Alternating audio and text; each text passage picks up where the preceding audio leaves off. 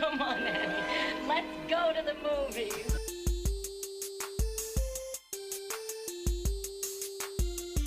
This is the Cinereelists, episode 642. My name is James, and here with me today is Luke. Been a while. How's it going, Luke? It's going very good. Nice. I'm alive, still kicking. You're still kicking. Yeah, it has been a while. I actually looked it up. Okay. Do you want to know how long it's been since you've been recorded on a microphone and released on this podcast? Absolutely not. Okay. Well, I'm going to tell you anyway. Yes. Okay. The last time you were on was with me and Adam, I thought so. who I'm pretty sure doesn't live here anymore. Yeah, he went all over the country, and I don't know where he ended up, but Okay. I see his photos. So you have no idea where he is either. Yeah. No. Okay. All right. Fair enough. That was on episode 405. Mm-hmm. We talked Knives Out, Right. Wow, man. which has had a sequel since Yeah. then. Yeah. Getting another one soon. December of 2019. Okay. Man, we were kids. I know. It Yeah. was like a lifetime ago. I've been to Nam since then. It's been even longer since you've recorded with Zach. Sure. Yeah. Do you want to know how long it's been for that? Okay. All right. Do you have any guess? Like a year before was that? it? Let's see. I think I remember Which the movie. Zach was supposed to be here. Yes, he was. couldn't see the movie in time, Yeah, so he wasn't here. But He dropped the ball, but Right. it was for the train movie. right, Yeah. sure, Orient Express. yep. Yep. And I don't know. November of 2017. 17. Wow. Yeah. Isn't that crazy? It's crazy. Yeah. It's been 7 years, however long that is. 7 years No one knows. since you and Zach Maybe. were recorded on a microphone. No way to together. calculate that. No way. You're right. Why did I even try? I don't even know. Fool's folly. It was a full 100 episodes between those two as That's well. crazy. Yeah. 640. Holy moly. That's a lot. Yeah. Almost Human too mind much. can't count that high. Some might say too much. Yeah, all the comments on your YouTube do say that. Yeah. You know what the comments say? We get They say don't bring back Luke. 3 different types of comments. Okay. On the YouTubes. Okay. YouTube comments are way different than like any other Sure. type of communication we get from people. Gotcha. Most communication we get, very positive. Okay. Yeah. On YouTube, mixed bag. Sure. For sure. Yeah. That's a Like- good way to put it. Yeah, most of them are good, but every now and then I get, what's up with the bearded guy? Or like some variation of that. What's up with the bearded guy? Some variation of that. Okay. Or something about the size of our noses. Well, Like, 'cause- I don't know if me, Zach, and Kyle all have huge noses. well, or if what. you record from this angle every time, We don't. Normally it's straight on. okay. Well, then I don't know. Yeah, They're not gonna like mine then. sure. Also, comments about how all 3 of us wear glasses. It's Okay. always about what we look like. Okay. It's rarely about something we said, Okay. which tells Yeah. you, I guess, about people who watch through Yeah. YouTube. All right. Anyway, this is your first time on YouTube Yeah. Wow. on this podcast. Well, yeah. Do you still have your Luke versus Luke stuff No. on YouTube? No. I watched some of those recently. You took it all down? They're cringeworthy, man. Really? It's been a Yeah. while since I've seen any of them. Like, I used to like them. They got significantly better from like one to the next, and Sure. and you know, I wish they had gotten faster, faster. Oh, Because gotcha. The bulk of them. you- man, those early ones are hard to watch. Okay. So did you delete them or just private I them? privatized them. Right. That which is a lie. I haven't done, but I'm going to before this comes out. So, all right. but yeah, I thought I might dust some of those off and re-record them. Oh, okay. So we'll see. Interesting. All right. Can't wait. I remember we were at somebody's bachelor party and we watched a bunch of Luke versus Luke. Yeah, that was weird. I loved it. Okay. It's Good. weird watching with other people Yeah, when yeah, you're the yeah, one yeah, in yeah. it. Yeah, for sure. But Yeah. it was good times Yeah, for okay. sure. Well, welcome back to the podcast, Luke. Thank you. Luke the Flute. Yeah, Luke the Flute. Where did that come from? Zach. Were we talking about flutes? Nope. He just showed up. named me Luke the Flute because it Okay. rhymes, I guess. All right. Because it rhymes flawlessly. Right. Because I can't think of anything else. Because I'm always fluting. That's what he would say. I remember. All right. I can't think of anything that rhymes with Luke. Puke? Yeah, there you go. Duke? There you go. Lucas, mucus. Your real name is Lucas? Yeah. Really? Yeah. Interesting. Would it annoy you if I called you that? Yeah. Okay. I won't do that then. I'm not trying to annoy you. I would leap across the table. And grab me. So Luke is technically a nickname. Yeah, yeah. Okay. Yeah. Is Lucas a family name? No. Just randomly. So your parents were like, we're gonna name him Lucas. They wanted to name me Luke, and then they decided on the middle name Kyle, but they said Luke Kyle doesn't really flow. So let's change Luke to Lucas to keep that middle name. But then also we're just gonna call him Luke? Yes. Okay. Yeah. Interesting. Which is weird to me. Right? Sure. Well, I was gonna be Jamie. Okay. And then my dad talked my mom out of it because he thought it was gonna be an issue, like in school and stuff. Okay.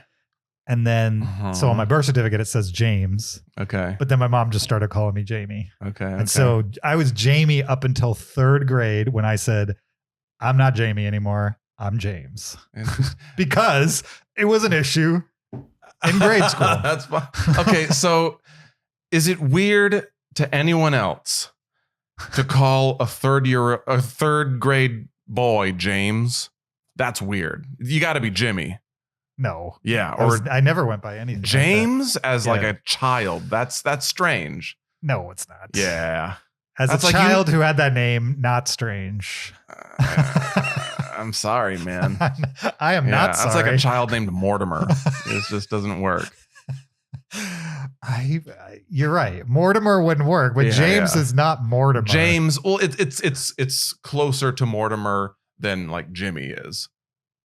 No, Jimmy is old timey. James is not an old timey name. I mean, they're both old timey names, but like modern people name their kids James, but they don't call them. But then Jimmy. they call them Jimmy or Jim or something else. Who's doing this?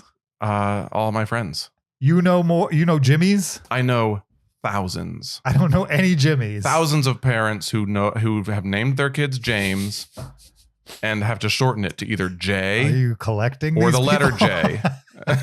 Thousands. If that's being a low estimate. Yeah, it's a low estimate for sure. Multi-thousands. At least. Okay. Do you think you know 1,000 people by name and face? Like you could recognize them and say their name. 1,000 people. I doubt it. I don't think I could either. Yeah, I can't name the people I work with. Sure. Yeah. You see them 5 days a week? 4. 4 days a week. Yeah. Okay. Fair enough. I don't think I could name the people I worked with 9 years ago, however many it's been since I quit my job. Like when I get home tonight, I'll have to stall for time. With your wife? Yes. Just to remember? Well, because I mean, it'll take me like a few seconds. Sure. Yeah. But I mean, not that makes sense. long, almost nothing. Absolutely. Yeah. All right, Luke. Enough messing around here. Okay. Yeah. All right. I also need to remind people that you're the most frequent guest ever. Still? Really? I thought Evely would have taken that by now. No, I think she's got like maybe a less than 10. How many do you think you have? How many guest 10 spots? exactly. You think 10? No, you're way off. When you round to the nearest 10, then yeah. No, not even when you round to the nearest 10. Well, the nearest number 10. Okay. Then yes. I have no idea. 20? Then yes. Higher than 20. 25? A little higher. 26? 26. Oh, wow. Not including this one. This one will be 27. 27. Lucky number. All before episode 405. Well, 26 of them before 405. Yeah. One in the last 200 some odd. Yeah. Okay. Well, now because you got 3. I don't think anybody will catch up to you. Yeah. I mean, that's the difference. Is we rarely have guests. Yeah. Anymore, because there's you don't own enough microphones. That's true. Yeah. Actually, we do. Does. We just don't have guests anymore. Yeah. I don't know why. Well, it's probably harder to have a conversation between 4 people than it is to mitigate a 3-person conversation, you know? That could be. Too much words. Nobody wants to listen to podcasts to hear 4 people talking. Yep. Remember on episode 250, it was like you, emotion, and was it Zach's brother? No. It was Josh. That's right. Okay. 5 was too many. Yeah. 5 was too many. That was a lot of voices. Yeah, you made us fight. It was fun. Yeah. But all right. What are we here to do? I don't know. You don't know? I hope you know. In theory, you watched a movie. Yes, that's true. What movie did you watch? Deadpool and Wolverine is the last movie that I watched. Luckily enough, I watched it as well. Yeah. So now we get to talk about it. Yeah. Before we talk about it, though, I need to remind everybody there's a video version of this podcast right there. Holy crap. Are you serious? Some of them know it exists. What? You got to go find it on YouTube. Okay. The years have not been kind. You go there. What's up with the bearded guy? What do you think they're going to say about you? They're going to say the years have not been kind. Wow. They don't know what you looked like. Well, that's true. All right. Plus, the YouTube people are new listeners. They've never heard your voice ever. Okay. Well, I don't know that. I know it. Okay. Yeah. So go to YouTube. Mm-hmm. You do that by opening a browser and then you type Get nice and mad and then leave a comment. Right. TUBE.com and then search CINEREELIST. Hit go. Isn't there a second S on there? No. Yes, there is. Yeah. But it'll work even if you leave it off.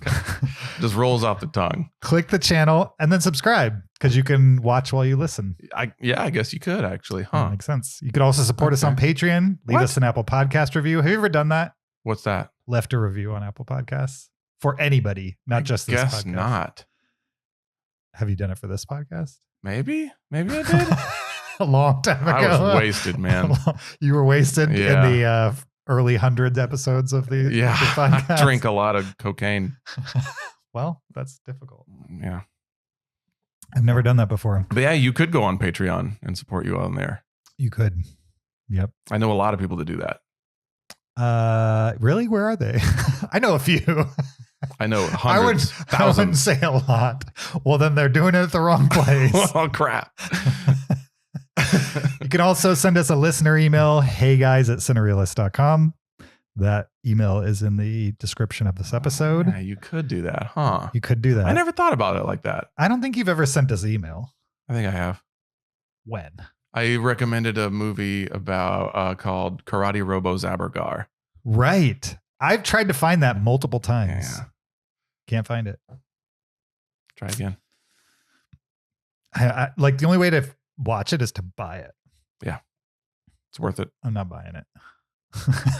I need somebody to loan it to me or point me somewhere to watch it. I got a copy so I could loan it to you. Really? And then I loaned it to someone else and they have not given it back. How long ago was that? I don't know. Years ago, at least? I think it was kind of recently. Okay. Yeah. All right. Fair enough. Well, I mean, if you had done that, I'd have watched it by now. Yeah. But since you hadn't, can't watch it. Yeah. Yeah. So do all of those things. And then all of them or just one or two? Let's go with all. Oh, okay. All or nothing. All right. That's the name of this podcast.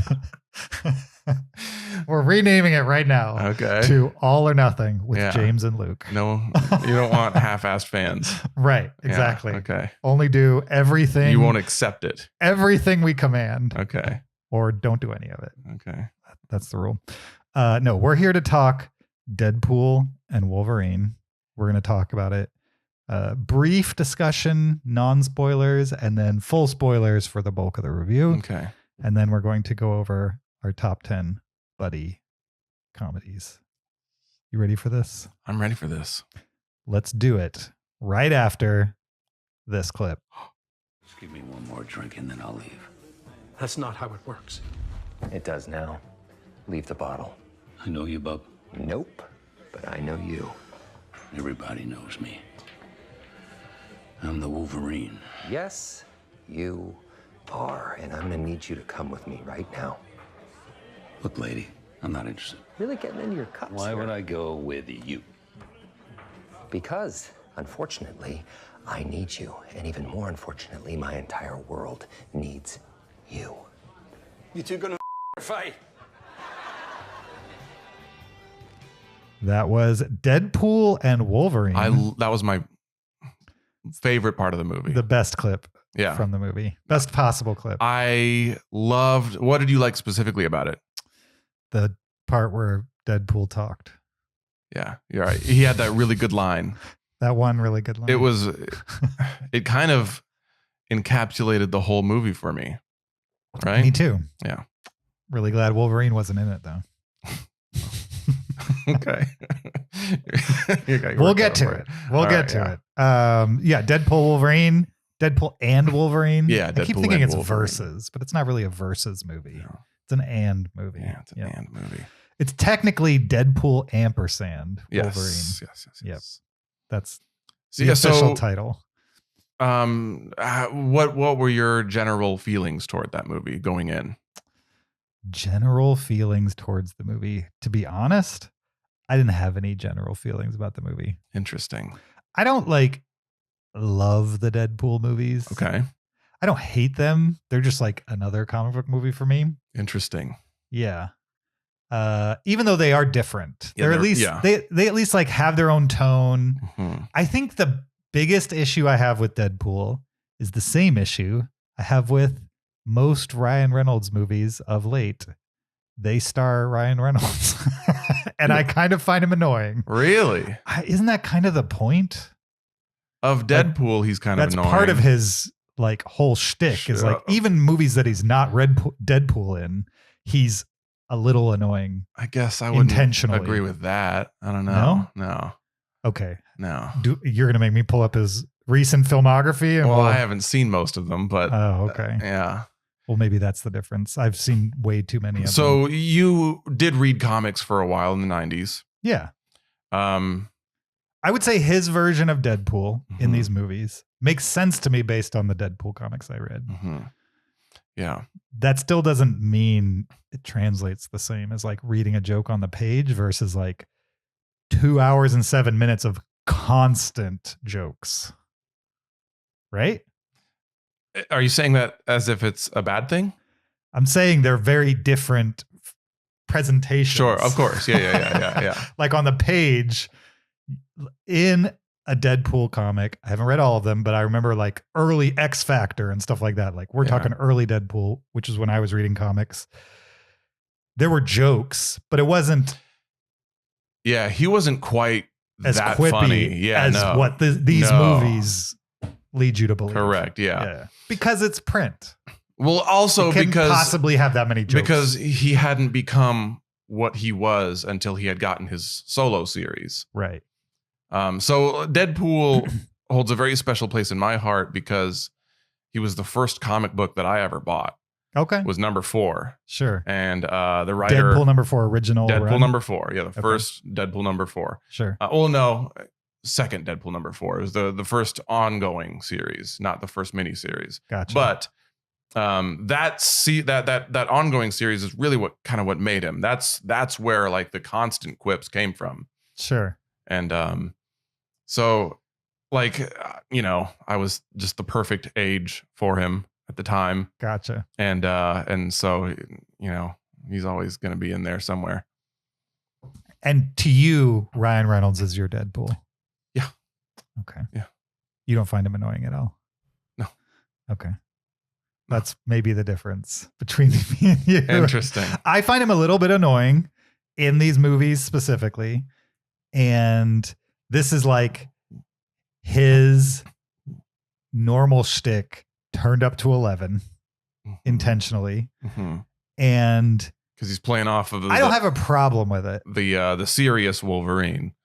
Sure. Well, Yeah. in all 3 of them, it's turned up as far as he can take it, Okay. basically. Sure. Like in the first one, I feel like he's getting his legs under the character. In the second one, they turn the quips up quite a bit. Mhm. In this one, it's at like full throttle, basically. So you asked me what I thought about the Deadpool series in general. I like them well enough, but like I know other people really like them. I'm just not there. Interesting. Okay. Is that where you're at? I am at the really like them stage. Yeah. Okay. Yeah. Like, I rewatched them and I was like, yeah, these do hold up. These are Okay. as good as I remember. Sure. And a lot of that is just, I don't know. They're just not afraid to say, to poke at anybody, Or even do themselves. anything. Yeah. Sure. I don't remember the comic being quite as referential to other comics. Yeah. Was it? Oh yeah. Okay. Yeah. Maybe There was one issue where where he was like the book was kind of on the verge of getting canceled because he just wasn't popular. Sure. And so he went to this land of forgotten heroes, and it was always very meta and fourth wally, but Gotcha. Yeah. I mean, I remember the presentation of him like talking directly to the reader. Yeah, Like, sometimes that was baked in. Yeah. But I just didn't remember references to the originals. But again, I only read like really early stuff. I don't know. Back when I read, he wasn't really popular. And then I remember hearing when it kind of broke out into pop culture, which was well before the movie. Yeah, a little popular. bit. Yeah. Like video games helped. Really? Yeah. Okay. Yeah, he had a video game and he showed up in a couple of video games, and Sure. yeah. That makes sense. Okay. So you really liked the first Deadpool movies. Mhm. I was fine with them. Mm-hmm. Now this new movie Mhm. starts to be rumored. Mm-hmm. It's like post 20th Century Fox being bought by Marvel. People thought maybe Deadpool was dead Yeah. after the merger or Or whatever, would the get buyout. recast. Right. Recast, maybe toned down to a PG-13 somehow. Yeah. You think that's possible? A Deadpool movie at Absolutely. PG-13? All Sure. those comic books that I read, all of them PG-13. Sure. Every single one of them. Yeah. But also like PG-13 books could have blood. Sure. But, blood, like he's not saying the F word ever. That's true. He's not cursing ever. Right. He's And, making like- jokes that are like on the line, but like not intentionally over the line. Yeah. Yes. Whereas in the movies, I think they make jokes that are intentionally over the Yes, line. absolutely. Because it's Right. R rating. You can go as far over the line as you want. And, and like they did Wolverine PG-13 for almost his entire cinematic career. Then they did Logan rated R, Mm-hmm. and I was like, okay. Yeah. It didn't really It matter. didn't need to, Right. like Didn't have to be R. it's cool that they have a little more freedom, but doesn't need it. A couple less curse words, a little less blood. It would have been the Yeah. same movie. Yeah. Basically. Okay. Where was I going with this? I have no idea. So the movie gets announced. Mhm. They're saving Deadpool. They're going to bring him into the MCU. What's that going to look like? Then like a couple years pass, and all of a sudden the movie's getting made and it has Hugh Jackman in it. Yeah, that was a big surprise. And they didn't even announce they changed the title up until like No. a year ago. Then they were Yeah, like, yeah. oh, by the way, it's also like a Wolverine movie. It's not just Wolverine's in it. It's like half a Wolverine movie. How did you feel about the idea of sharing your Deadpool movies with another character? I love that. I mean, Okay. I think, look, the term superhero fatigue is prevalent enough that it must be real. Sure. So if we're going to get less movies, I want them to be team up movies so I can get twice the characters, Okay. Fair enough. and like, hopefully better, more quality if we're paring them down. Sure. I love a good team up movie like Thor Ragnarok and like with the Hulk, like that was great. Sure. I love, sharing is Sharing. Caring. Caring? Sure. sharing is Karen. Okay. Sure. Why not? Yeah. What did you think about the concept of Wolverine being played by what's his name again? Well, yeah. After like the perfect ending that was Logan. I mean, okay. I think that movie's fine. You it's didn't like fine. Logan. It's okay. It's Mm, fine. You didn't like it. I didn't dislike it. Okay. Neutral. Neutral. Yeah. Interesting. We Yeah. found the one person that's neutral on I know. Logan. I don't get it. But like I know Ryan Reynolds had been trying to make a Deadpool and Wolverine movie for like a decade. Really? Yeah, he had talked openly about it. He was always trying to get it done, and then And then Logan happened and he thought that was done. yeah, and basically. then yeah, Interesting. So I'm very happy for him. And I mean, come on, Hugh Jackman. How are you going to be mad? Sure. I mean, it's clearly a wise move on their part from the MCU perspective to like get Hugh Jackman in the MCU. But at the same time, they're going to maybe have to use the opportunity to recast. Yeah, they're going to have to. I imagine, Sure. recast everybody, including him, because he's over 50 now. Right. But he looked amazing. Yeah. Better than I do. Sure. Yeah. He looked better than I will ever look. Yeah. It's like with all the effort I could possibly muster, I don't think I would ever look as good as that guy does. They absolutely milked that in the movie. Like Sure. that shirtless scene, everyone was just staring at him. Yeah. So good. It was funny. Yeah. I laughed during this movie. Okay, spoiler free. Let's get into the movie itself. What'd you think about it? I really liked it. Okay. I'm gonna sit with a little bit before I give it a star rating. I think it's probably gonna be around 4 to 4.5. Okay. Out of 10? Out of 5. You silly goose. You silly ass goose. Of course, it's all right. no 10. Yeah. What is this? IMDb? Yeah. So I lost my train of thought, but no, I really liked it. I really liked it. Sure.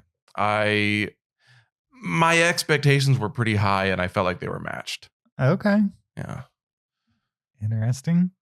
I also really liked it. It's my favorite Deadpool movie by far.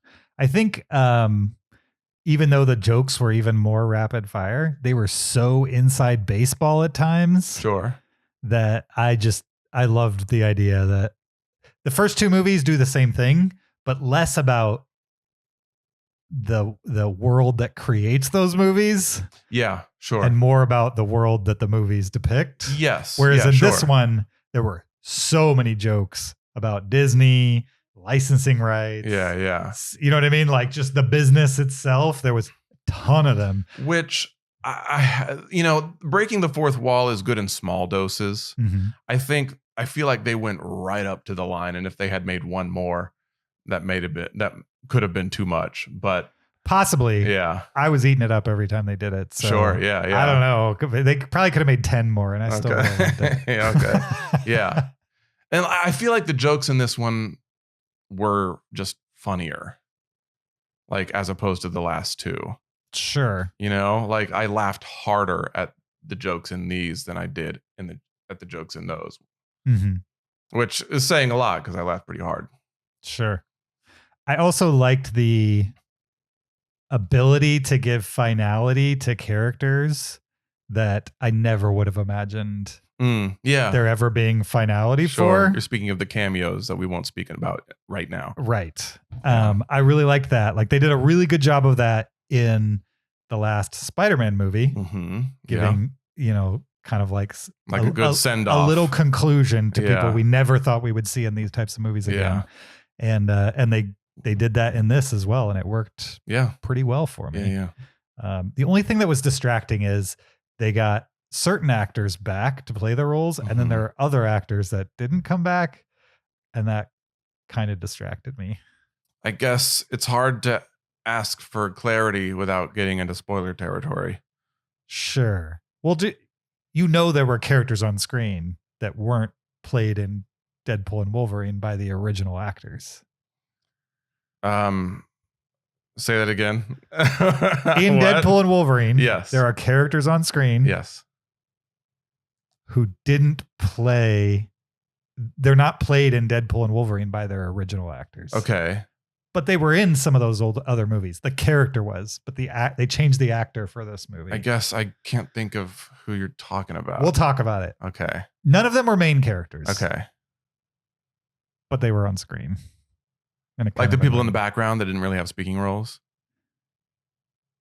Some of them had speaking roles. Huh. Okay. Not big speaking roles, but they did say a line or two. Okay. We'll get there. But they did a good job of getting most of them. Yeah. And the joke with the card carrying one was amazing. Depends which one you're talking about. Which card carrying one? Which one of our... Okay, we'll get there. I mean, do we just want to get into spoilers? Let's give it another minute or so. Okay. Was there anything about this movie that bothered you? I'm sure there. Yeah. Okay. Yeah. So near the end, there's kind of a big final fight that just kind of seemed like it just didn't need to be there. It was just killing time. Sure. It You're was talking about the one in front of the shoe store? Yes. Okay. Yes. Yeah. That it felt like that they did it and they were about to do it again. And then, a Deus Ex Machina came in and just kind of negated it. Like, all right, well, could have done that from the beginning. And like, I don't know, you might as well just not have done it at all. Sure. Well, as a reader of the comics, I thought that was like a thing fans wanted to see. Not me. No? I didn't like those comics. I didn't care for those particular ones. Okay. I thought it was too much Deadpool. Okay. Interesting. Yeah. I kind of felt like that whole sequence was just like fan service. Yeah. As somebody who doesn't really care about Deadpool, like in the end, it's not fan service for I'm me. sure I'm but I still enjoyed it. the only one that feels this way about it. Sure. I mean, this sequence is like is presented mostly in one shot, like Yeah. slow scrolling, like a side yeah. scroller. Like what's that movie? The South Korean movie. with the Yeah. guy. Old Boy. Old Boy. Yeah. It was shot Old Boy style in a way. Yeah. Kind of. And so I thought the presentation was interesting, but yeah, I could see it going. It didn't do anything for me. Not even the last shot where they're jumping out of the back of the bus. That That's was like funny.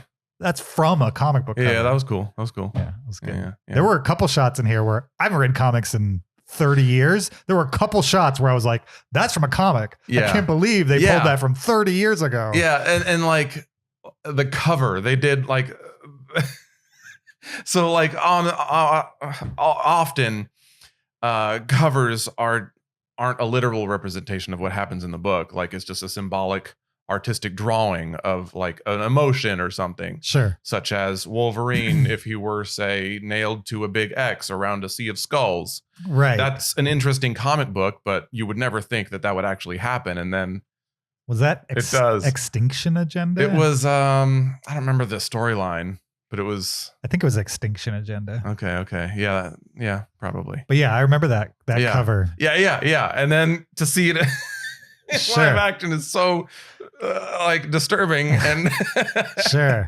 and just Absolutely. surprising. Definitely. Okay. So I guess that's it for non-spoilers. Yeah, it's hard to talk about the movie without giving anything away. Sure.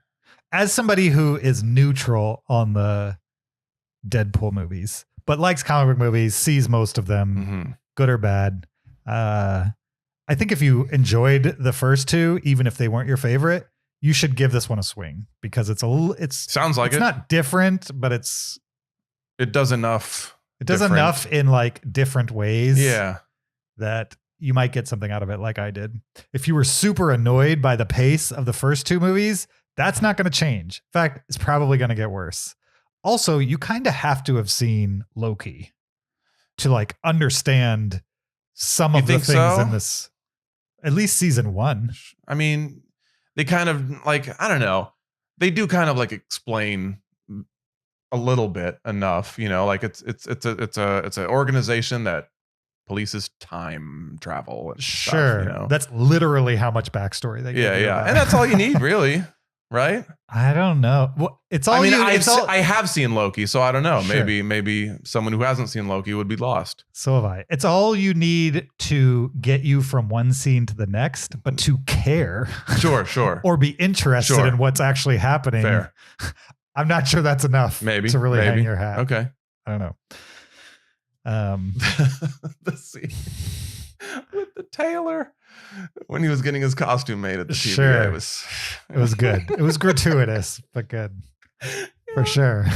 Yeah. Okay.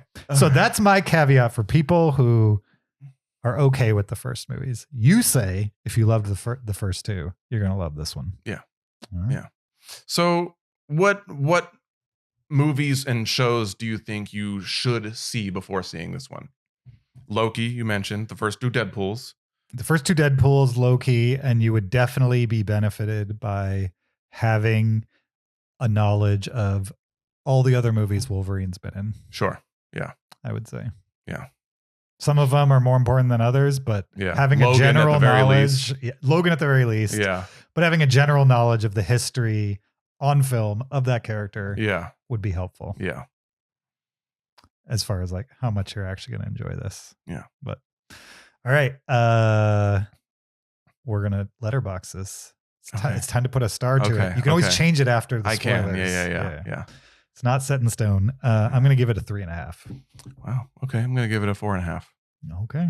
Yeah. A 3.5 and a 4.5 for Deadpool and Wolverine. We're now entering spoilers, which means we're going to spoil the crap out of this movie. We're going to talk about all of it from beginning to end. So if you don't want to hear details about the movie, you haven't seen it, you don't want to hear it, then pause it, come back. If you have seen the movie or you don't care about spoilers, then just don't pause it. No. Why would you do that? Exactly. So what was the most shocking cameo for you? Most shocking cameo. Like which one surprised you the most? Probably Blade. Yeah. Because Blade's not even a 20th Century Fox character. No. Yeah. I think they were just all the non-MCU movies were fair game. Right. But I guess he was the only non-Fox one. Lose Blade? I don't know. Maybe after part 3 they didn't make a movie fast enough or something. When Blade 3 bombed, they probably just didn't. They just let it all right, we're done. Sure. That makes sense. Let it expire. Yeah, for some reason I hadn't connected that they were going to go there. I figured they were going to go there with X-Men characters, but I didn't think they would go anywhere near any of the other MCU. Especially Wesley Snipes. Because Ryan Reynolds was in Blade Trinity. Right. And Wesley as Snipes. As Deadpool. No. As Hannibal King. Sure. And notoriously Wesley Snipes was very difficult to work with on that particular movie. Mm-hmm. And they did not get along. And so I was kind of like my mind just exploded when I saw Wesley Snipes. Also he's kind of in movie jail. A little bit, maybe. Yeah. Sure. Yeah. But then also I saw I saw like behind the scenes photos, and I thought I saw the Spike TV version of Blade in the background. But apparently that was Bullseye, because like when I went to see the movie, I was like, oh, he has a bullseye on his head. That's not Blade. Sure. And so I was like, I guess Blade's not in this movie. And then there he is. Sure. Yeah. Yeah. I mean, Blade was the most surprising. Jennifer Garner was definitely surprising. Yeah. I had heard that rumor though, so I wasn't too surprised. I didn't even see a trailer before, which was nice. Yeah. So pretty much everything was a surprise to me. Yeah. And then when Channing Tatum showed up as Gambit. Yeah. I was like, am I having a fever dream? Like, did this happen? And I just don't remember that it happened. Like, I know there was a Gambit in one of the X-Men movies. I think it was Wolverine Origins. Okay.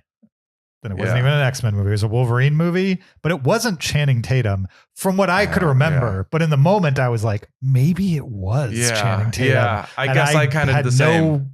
I couldn't remember who played him if it wasn't Channing Tatum. And he was supposed to have a Gambit movie come out at one point. Right. Like a few minutes after the initial shock of seeing him on screen, I was like, no, he's never played Gambit, but for like a decade, he's wanted to do a Gambit movie, which never made any sense to me. Yeah, me neither. Like Channing Tatum as Gambit is stupid, in my opinion. I mean, I didn't think he was capable of it until I saw the movie. You thought he was a good Gambit? I thought he was. I mean, well, okay. I don't like Gambit, so I don't know. What do I know? Okay. But I loved the French accent jokes where it was like, didn't understand a word of that. Right, because he was not a good French accent. Okay. It was awful. I don't know. It's almost like if this was a serious preview of what Channing Tatum's Gambit was, I understand why they never made the movie. Sure. But I thought he was doing it On purpose. on purpose. Sure. Like being bad at being Maybe Gambit so, on yeah. purpose. At least when he's talking anyway. Yeah. I don't know. I don't know. I'm surprised he did that well with it. Yeah. But I guess he's a good actor. I don't know. I don't know. I wonder whose idea that was. Like, I'm sure that was Ryan. let's not only like memorialize some of these other Yeah. real legitimate things that happened, Yeah. but let's do this thing that like never even happened. Yeah, let's give him the shot that he wanted. Right. What do you think about Chris Evans? That was great. Yeah. I was not. It'd been a while since I had even thought about the fact that Chris Evans was in Fantastic Four, Yeah. was in those movies. And so when they finally kind of like pulled the switch and they were like, this isn't Captain America, this is the Chris Human Evans Torch, Human yeah. Torch version. I was like, that's kind of amazing. Yeah, it was. Then when they killed him unceremoniously, Oh God. I was like, that's pretty disgusting the way they did it. So horrifying. I don't think that would happen either. I mean, well, what do you mean? Like not to Like get fall graphic. apart if you just took the Right. skin? If somebody just She- pulled I- your skin off, you wouldn't just fall to I pieces. assume she did something else than just Okay. take the skin. Maybe. Or like took the skin and then collapsed him, maybe. I don't know. I don't know. But yeah, it was gross. It was so it was really so gross. foul. Yeah, It was but it was also gross. hilarious. And also, anytime that the main bad guy person, what's her name? Do you know her name? No, Cassandra Nova. That's the character's name, right? Yes. Oh, Emma Corrin. Anytime she stuck her fingers in somebody's face, it freaked me out too. Yeah, it looked too good. Yes. It was very It was hard to creepy watch. looking. Yeah. Plus, like, instead of it just kind of like poking out of certain things, when she would get too close to an eye or a nose, it would like come out of nudge the it. cavity. Yeah. Yeah, man. My face. I know. It was hard to look at. I would say. It was very creepy. Yeah, it was. Like I wanted to look away. Like my instinct was to like look away and close my eyes, but it was so well executed that I also just wanted to see it just for the special effects of it all. Sure. Yeah. So I enjoyed those cameos. I'm trying to think of anybody else that was in it that was like kind of surprising. Well, you had Sabretooth and Toad come back from the first movie. Right. And Nightcrawler. Nightcrawler came back from the red Nightcrawler. Was that Nightcrawler or was that someone else? I thought he had a different name. I don't know. Is there Oh, you're right. That was the guy from the Hellfire Club. I thought so. Yeah. But that guy was in one of the First Class movies. Yeah. And it's the same yeah. actor. Yeah. Same actor. Yeah, there was the girl from X2 with the fingernails. I can't remember her name. All of a sudden, Deathstrike. That's not Sure. right. I don't remember what her name is. I think it's Lady Deathstrike. Lady Deathstrike. Okay. Yeah, you're Yeah. right. Yeah, she was there. They had a ton. Pyro. He was great. Yeah. Um, They had a ton of people returning. yeah. But then they also had like Psylocke standing there, and it's clearly not the Psylocke from the movies. Sure. I didn't see that one. That bothered me. They recast Juggernaut. Yeah, that was odd. They recast I forget the name of the guy, but the Russian guy, Kevin Nash played him. Yeah. in I thought Punisher. that was supposed to be him. Yeah, it was supposed to be him, but that's not Kevin Nash. Yeah. There were a couple of them. Those were the ones that bothered me. Where Yeah. I'm like, you have like there was a black you have like bullseye. a dozen people here. Yeah. Half of them are their actual actors, and the other half aren't. Just leave the other half out. But only leave the people you can get back. But also, these are all variants that were pruned by the TVA. So there's bound to be some that aren't played by the same actor. Like in Loki season 1, there were a lot of Lokis that weren't played by Tom Hiddleston. I understand the logic. I'm just saying, as an audience member, it distracted me. I wasn't distracted by it. I liked it. Yeah. Would have been a 4-star movie if they had gotten everybody back. Okay. Yeah. The other thing I didn't love is that the main bad person, Charles Xavier's twin sister, Yeah. who he didn't know existed, even though he knows everything for some reason. He doesn't know everything. I mean, in the movies, they kind of act like he knows everything. Sure, maybe. I don't know. Yeah. Or you can find it out. He just goes in that room with the helmet. Well, she's from a different universe. So. Is she? Yeah. So in the prime timeline, or whatever they call it, sacred timeline. Yeah. He didn't have a twin. That's how I took it. I understood it as he didn't know it, and they immediately banished her. I think she would have been a different age if that were the case. But she's been in the much older. She's been in the no-go zone. The no-go zone. Yeah, you don't age in the no-go zone. Oh. Who said that? I assumed it. Oh, okay. I don't think they ever say it. Oh, yeah. I didn't either. I mean, we've never seen. I'm sure that exists in the comics, but I don't remember it. The no-go zone. What do they call it? The dead zone? What are you referring to? You know how when they go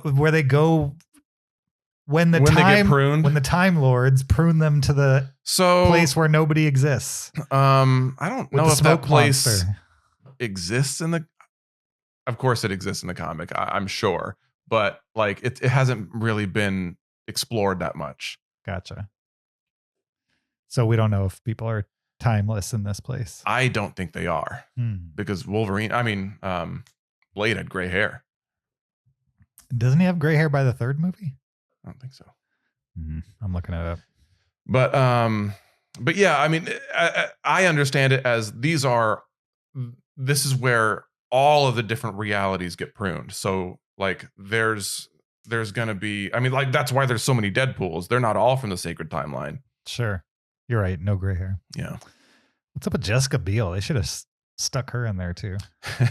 Yeah. She's not doing anything. Then it would have been like a reunion of the whole cast. Yeah. Just get Whistler in there. Yeah. You got the whole thing Is he going. still alive? I don't know. What's that dude's name? Chris Christopherson. I think he's dead. Yeah, probably. He was pretty old in 97. All right. Still alive. Oh, all right. 88. Okay. Well, old enough to run for office. Just barely. Yeah. He, for some reason on Wikipedia, the picture of him is him playing a guitar and a harmonica. Yeah, he's a musician. I didn't know that. Oh. I only know him as an actor. No, yeah, he's a musician. What does he sing? Kind of like country-esque songs. And people know him? Yeah. All right. Yeah. I knew that when when Blade came out. Oh, he was in Heaven's Gate. Alice doesn't live here anymore. I've seen that. Heaven's Gate the cult or Heaven's Gate the movie? The movie. Okay. Yeah. That makes maybe more the cult that makes too. more I don't know. Yeah, who knows? Who I don't know. He's a rascal guy. I don't know what he does on his spare time. Nobody does. Nobody does. But yeah, I mean, so wow, Blade Trinity made a lot of money. You Did said it? it bombed. It didn't bomb. Well, critically it did. Sure. 132 million Is that a lot back then? on 65 million budget. All right. Doubled it at least. Yeah. I think it's more like Wesley Snipes decided to not pay his taxes. And so they. Yeah, that. And also, and then like at that point during that movie, like I've heard stories of him just being absolutely insane. Sure. Well, maybe he got humbled since then. Yeah. Yeah, probably. I did love the you're like the real Blade. I'm the only Blade. There will never be another Blade. That's amazing. And then and then he looks at the camera because like either he's thinking they already cast him or he's thinking, they're having trouble filming that movie. So who knows? Who knows? But yeah. We'll never know. So like all the cameos, do you think that's overkill or do you think that's fun? I thought it was fun, but again, just because it's very inside baseball to me. Yeah. Like I'm sure some people watch it and they're like, oh yeah, I remember that movie I saw 15 years ago that had Jennifer Garner in it, but like don't remember anything about it or, those types of things. Whereas like I remember Elektra vividly and rewatch it regularly. I mean, I watched Daredevil a lot. Right. Daredevil when it came out before we had good comic book movies. Yeah. I have no problem watching those aughts comic book movies, even though they're not near as good as Yeah. the stuff that comes out nowadays, Yeah. or at least the stuff that came out in the MCU era, Yeah. MCU / Nolan era of Yeah. these things. Sure. But so yeah, when I see it, I just think I can't believe they got this person back to do this. Sure. Yeah. And so a steady drip of that kept me engaged. With Is there it. anyone that you feel like you wish they had gotten, but they didn't? Is there any? It would have been great to see Edward Norton as Hulk. Oh yeah. You know what I mean? Yeah, Because he sure. kind of like only got one swing at it. Yeah. The movie they put him in sucked. Like it doesn't matter how good it was Norton. good. It was a good movie. Oh no. Yeah. It How is. dare you? It's a good movie. It didn't matter how good Ed Norton would ever be as Hulk. He was never going to get a second Hulk movie after that one. Yeah, he decided not to. No. He had conversations with Kevin Feige, and he decided not to. There's no chance they would have put him in another one. I don't care what anybody says. He wanted the plot of Avengers to be different. That's why he wasn't in it. He wanted it to be more Hulk-centric. He wanted Hulk to be more of an antagonist in it, Okay. rather than a Interesting. helper of them. But I also would have Edward Norton taken- would have been great. I would have taken Eric Banana. Yeah. 100%. I would have liked to see. I guess they couldn't have done. They could. What's his name? The guy that did Punisher and died. Thomas Jane? No, Thomas Jane is alive. So it would have had to been him. Dominic something? Are you talking about Warzone? Yeah, Punisher Warzone. Why can't I think of his name? Dominic something. It's not Dominic. It's not? No, I think it is. it's not. He It's played Dominic Soap. Purcell or something. like No. that.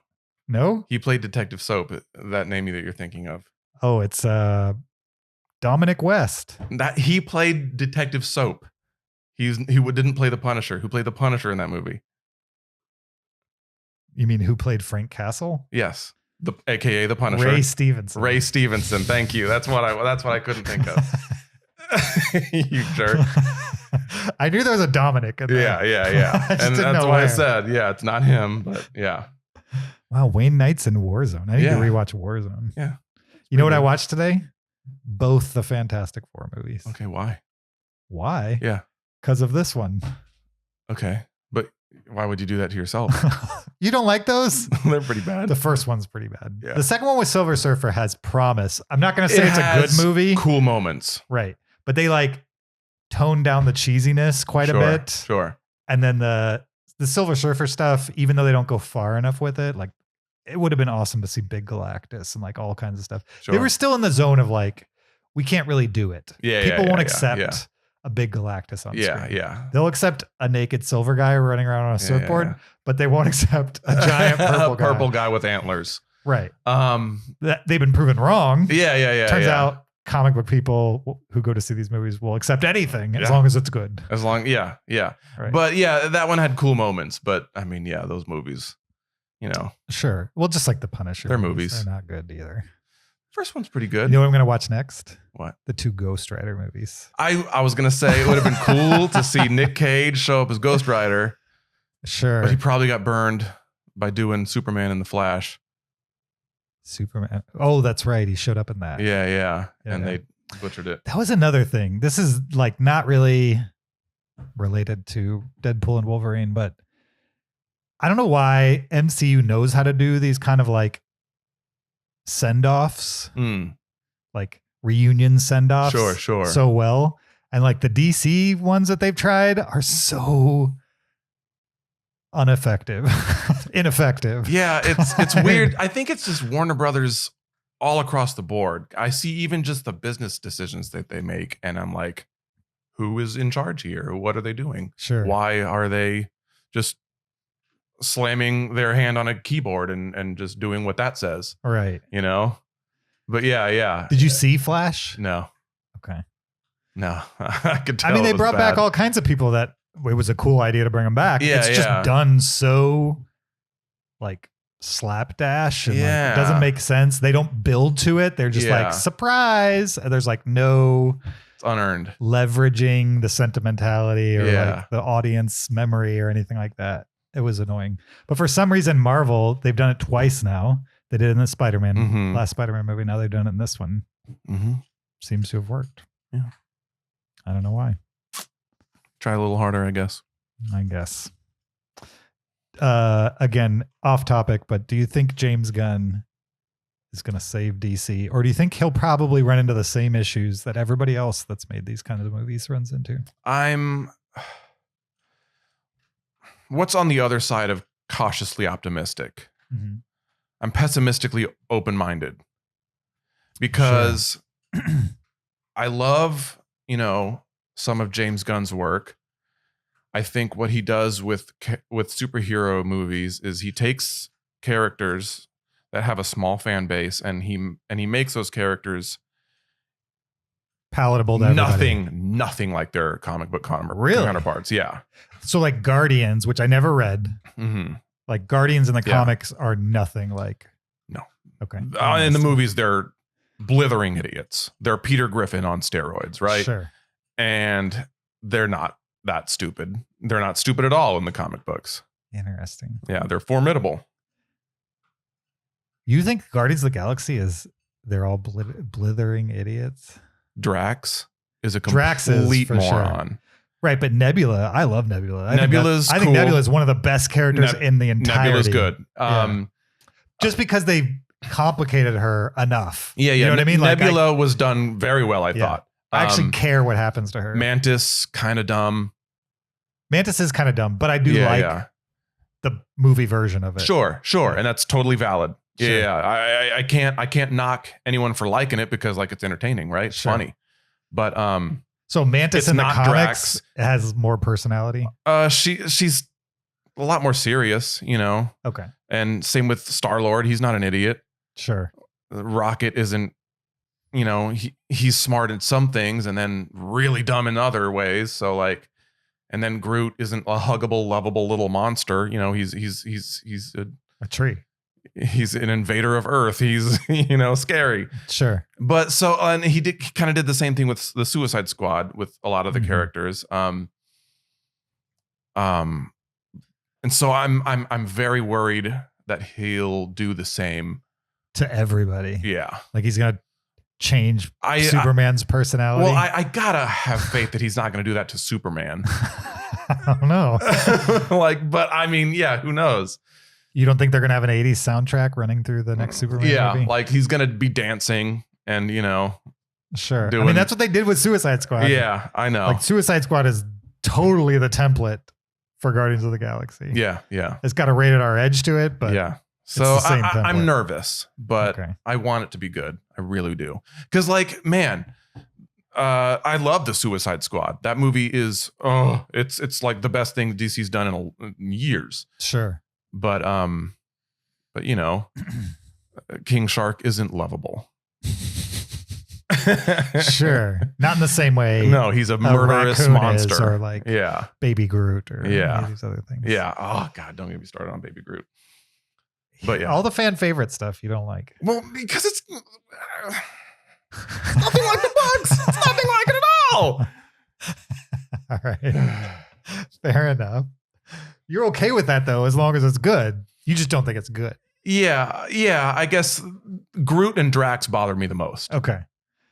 Which is funny. I don't care about Groot, but Drax is like one of my favorite characters of all time because he's stupid. Yeah, he says a lot of funny things. Right. But I wish we had like a scary Drax.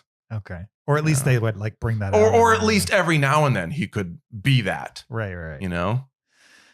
Yeah. I feel like, when's the last time you watched those 3 movies? Before Endgame? Man, that was a while ago now. Yeah. 5 years ago. Yeah. I watched him recently and he's far scarier in the first one than he is in the next 2. Yeah. They like toned him way down for some reason. Yeah. Or just they were just having a lot of fun. I think people loved the moments he was funny in the first one. And so like, let's turn it up. They took that feedback and ran with it. Yeah. Like the only good part the only part where he's a little scary is in the second one when he gets close to the person he thinks killed his daughter and he like kind of goes crazy. Sure. Yeah. Won't listen to anybody and stuff like that. I wanted to say one more thing about James Gunn. I am a little bummed that he won't do any more original works. Probably more, because Super and Slither Mm-hmm. are like two of the like they're so good. They're such good movies. Yeah. I would kill to see more movies like that. Trying But to think, he had some other ones too. Those are definitely the top line ones. he produced a few that were really interesting but didn't direct. But he directed more movies than that. I think it was he wrote Brightburn. He produced it. Oh, he didn't direct that? I don't think so. No. Scooby-Doo, he just wrote, right? Yeah. You're right. Yeah. Yeah. Nope. You're right. Oh. That's kind of wild. He only did Yeah. 2 movies and then they like gave him. And then they Guardians were of the like, all Galaxy. right, here's Guardians. Yeah. Here's an unlimited budget. He wrote a bunch of them. Yeah. He was a writer. That's right. He wrote the Dawn of the Dead remake. Oh, That was okay. so good. I didn't see it. Which is weird because that's a Zack Snyder movie and now he's taking over for Zack Snyder. That's funny. Yeah. Yeah. Yeah, he's got to do a better job than Zack Snyder. I'm just going to say that. I mean, wouldn't be hard. Yeah. It's a low bar. For sure. Yeah. Have you been watching those sci-fi movies on Netflix that Zack Snyder has created? Rebel Moon? Oh, no. They're so bad. Yeah, I They're believe not it. good. They're not good at all. I don't really like the best sci-fi, so I definitely wouldn't like the worst. Well, this is like somebody doing their best impression of the best sci-fi, Sure. but also like not taking the best parts of those things, Yeah, just the yeah. parts they liked. Yeah. Type of yeah. thing. Anyway, back to Wolverine and Deadpool. Oh, Or Deadpool yeah. and Wolverine. That's what we're supposed to be talking about. Oh, yeah. That's right. The Wolverine of it all. Yeah. How'd you like him? I was fine with it. I kind of feel like he was just there to like have something to motivate Deadpool for the most part. Like, I'm not sure because he's not the Wolverine from Logan. Mm-hmm. And he's not the Wolverine from the original 20th Century Fox movies. Mm-hmm. He's just a Wolverine we've never met before. Sure. It kind of felt like the stakes were lower For him. for me as an audience member. Sure. Like they kind of reveal that fairly early that he's just not the Wolverine that you've had so far. So whenever he learned something or was in danger, it was just kind of like, I don't care about this guy anyway. I disagree with that. I mean- I don't know what you mean, but you know, Okay. I think they did a good enough job at giving him some, some characterization, some motivation, some, he's depressed. He's What was the motivation though? Like the girl not from a Logan? motivation, but like a character arc. All they said was like, everybody hates you in your world, Yeah. but they didn't say why. Well, and then slowly they did reveal a little more. What was and more. it? Weren't spoilers. I didn't catch it. Oh, he wasn't a team player with the X-Men. He was off drinking, and the X-Men got killed. Sure. And then after that, he just went on a killing spree. He killed like a lot of people. Not innocent people though. He said, it was let's see, Cassandra Nova said, well, you killed. Maybe it was Deadpool that said it, but you killed the bad guys, and he said, and the not so bad ones. Or maybe it was Laura that was talking to him at that point. I don't remember. But yeah, he was saying that, yeah, he was just kind of killing a lot of people. But why do that and not give us like a connection to the original movies? Time, maybe. Time. Yeah. They can't. I don't know. Maybe they just needed to cut some time out of the movie. But it's like it's our shorthand I though. don't know. Well, like, what do you mean? Like I don't know. I don't know what I mean. Okay. I mean, they've done so good at connecting us to older movies. Sure. The Blade-ness of it, the Elektra of it, specifically those two. Even like some of the baddies, like you mentioned, Toad and all them. Mm-hmm. There's like a direct connection to those movies. So while we're on them, I kind of am assuming that they are not the exact same ones from the old movies. I feel like those are variants of the original, and that's why they got pruned. Because like, why would every single old movie get pruned? You know what I mean? But I felt like that was their meta way of saying like saying these old like continuities these are gone. died with 20th Century Fox. Sure, dying. fair enough. Okay. And so that's why the Maybe 20th so. Century Fox logo's in the desert, and Maybe also these characters played by these people. Yeah. This Could is be. the end of the Could road be. for them, and that's why they're down here. I choose to think of it a different way. So you think these people are still alive and could come back to the MCU at any time? No. I mean, they could for sure. Kevin But Feige you know, can do whatever he wants. I think though, yeah, obviously they could, but like I think those characters all deserve at least the chance of having a happy ending in people's head canons. Mhm. Which do they live? I don't even remember. Who? Those characters. Like Blade dies, right? No. He got stabbed, but he can heal that. Sure. Yeah. I thought all three of them die. No. I need to see it again. Which movie did you see? This one. Interesting. Okay. There was a lot going on. Yeah, there was a lot going on. For sure.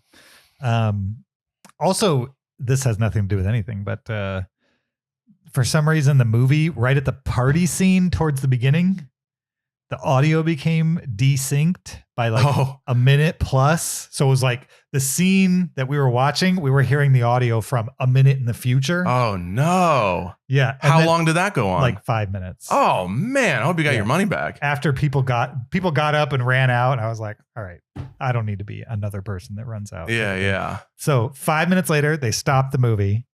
Did they 20 rewind? minutes later, Oh my. they got it fixed. And they kept playing the party scene over and over to test if the audio was going to go out of sync again. So I've seen the party scene like 3 or 4 times. Wow. now. Okay. You had But a the rest of the terrible movie time. I only saw once. Yeah. Goodness. Okay. So all the jokes in the party scene, I'm over. I don't need to ever see them again. Oh man, that's a bummer. Basically, right up to when he meets the TVA guys. At the door. Yeah. Right? TVA? Yeah. The TVA guys at the door. Have you seen Loki season 2? Yeah. I haven't seen it. Is it good? Yeah. The ending Not as good as the is first. though, right? ambiguous, and I'm not exactly sure what happened. But Are you watching all the MCU shows? no, Okay. just What the have you one- skipped? Miss Marvel. I tried Okay. watching it. I watched it. Yeah. That's fine. You just have to accept it's for teenage Yeah. girls. It was Once a little. you accept it's for teenage girls, it was it's just fine. too goofy. right. It was just too over the top for me. What about but- She-Hulk? She-Hulk. I liked She-Hulk. I wanted to give up on it. but you I watched felt the like whole they thing? had two good episodes, one really good episode. Okay. Spoiler for She-Hulk. What was Yeah. The Daredevil episode was my favorite. Okay. Like I thought, like they were like, okay, we got Daredevil. Let's really work on this one, Sure. and then like we can phone it in for the other ones. I loved the support group element. Okay, I didn't like that. I love that. Yeah. Again, like let villains be scary sometimes, man. But on that show, it's a totally different tone. Yeah, but like then don't use them.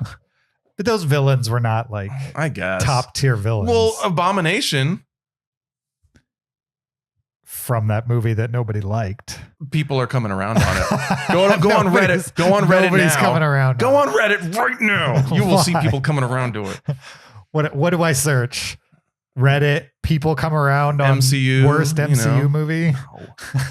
Worst? I like that movie, by the way, Yeah. but I do think it's the worst. Really worse than like Yeah, but there's some bangers. You know what I mean? Like it's in a crowd of like really good comic book movies, but it's the worst. Of I don't all of them. understand you, man. What's the worst? In my opinion, it's probably Ultron. Oh, Age of Ultron. Yeah. That one's not good too. But Iron Yeah. Man 2 is like pretty bad. No, it's not bad. It's You're good. crazy. It's good enough. Good? Yeah, it's good. No. Yeah, it's good. Good is not a word I'd use to describe that movie. You're harsh. I'm not harsh. Yes, you're too harsh. I'm not that harsh. Yeah, you're hard to please. No. I think so. 3.5 for Deadpool and Wolverine. You're hard to please. It might be a 4 by the time we're done with Yeah. spoilers. But I forgot what we were talking about. We were talking about shows you skipped. MCU shows. Right.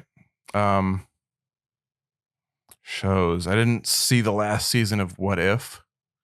I haven't watched any of What If because it's not universe canon. Sure. If it was, I'd be watching it. But Yeah. I don't remember the ones that I skipped. I'm like so invested, it doesn't really matter what they put out. If it's universe canon, I'm probably gonna see it, Yeah. even if it's awful. I won't. I was like that, but like after a couple of like, all right, that was disappointing. Like Sure. now I'm like, all right, I'm gonna skip the ones that I think might be disappointing, or that I'm sure will be disappointing. Sure. What was the one with like the Egyptian curses and stuff? Moon Knight. Moon Knight. Yeah. I watched it, but Yeah. I don't care. I didn't care either. I love that character. I didn't care. Really? Yeah. Again, nothing like the books. Sure. I never read the books, but Todd McFarlane drew one Moon Knight cover. That's the one issue of Moon Knight I own. Okay. Weirdest reason to buy a Moon Knight comic. I mean, there was a time when I was trying to collect every Yeah. McFarlane, like every comic he ever touched. Yeah. That's too much. It is now, but Yeah, back in yeah, the yeah, sure. 90s, Sure, it wasn't sure. that daunting. Did you watch Marvels yet? The Marvels? The movie? Yeah. Yeah. Okay. Okay. Because last time we That was spoke, not you good had either. that was good. That's a good movie. Good? Yes. Very good. I would say it felt like half a movie to me. All right. See, this is why I can't talk I to you. think this is the problem is like the build up to Endgame, those movies just get bigger and bigger and bigger. And then Endgame happened and it's like there's just so much history as well as like great execution of tons of things going on. And then ever since then, even good stuff has felt like a step backwards Interesting. to me. Okay. That doesn't mean like I can separate myself, like the Spider-Man movie with the, Mm-hmm. spoilers for Spider-Man No Way Home. No Way Home? Which one? The last. No Way Home. Yeah. The idea that like they like brought people back in that one, the way they did the timeline in that one, loved it. Mm-hmm. Still is nowhere near as big as Endgame is. To Well, me. the stakes aren't as big, but that doesn't mean it's not as good. It's good I am in correct. a different way. I'm correct. It's good in a different way. To me, Endgame is like an impossible movie. The fact that they pulled off Endgame Okay. is insanity. Sure. I mean, it's absolutely never been done before. Probably, most likely, never done again, Sure. even by them. Sure. They'll never have the run up like they had into Endgame. Like, why do you? Okay, so let's get into that. Sure. I feel like we're I going mean, they've way tried. off topic They're here, like but it's okay. canceling people like, too fast. So what was impossible about it? That they got that many characters in a movie. Yeah. They pretty much managed, except for the few that they recast in the early days. Yeah. Yeah. Got everybody back. Almost everybody. Yeah. Who did they not get back? Quicksilver.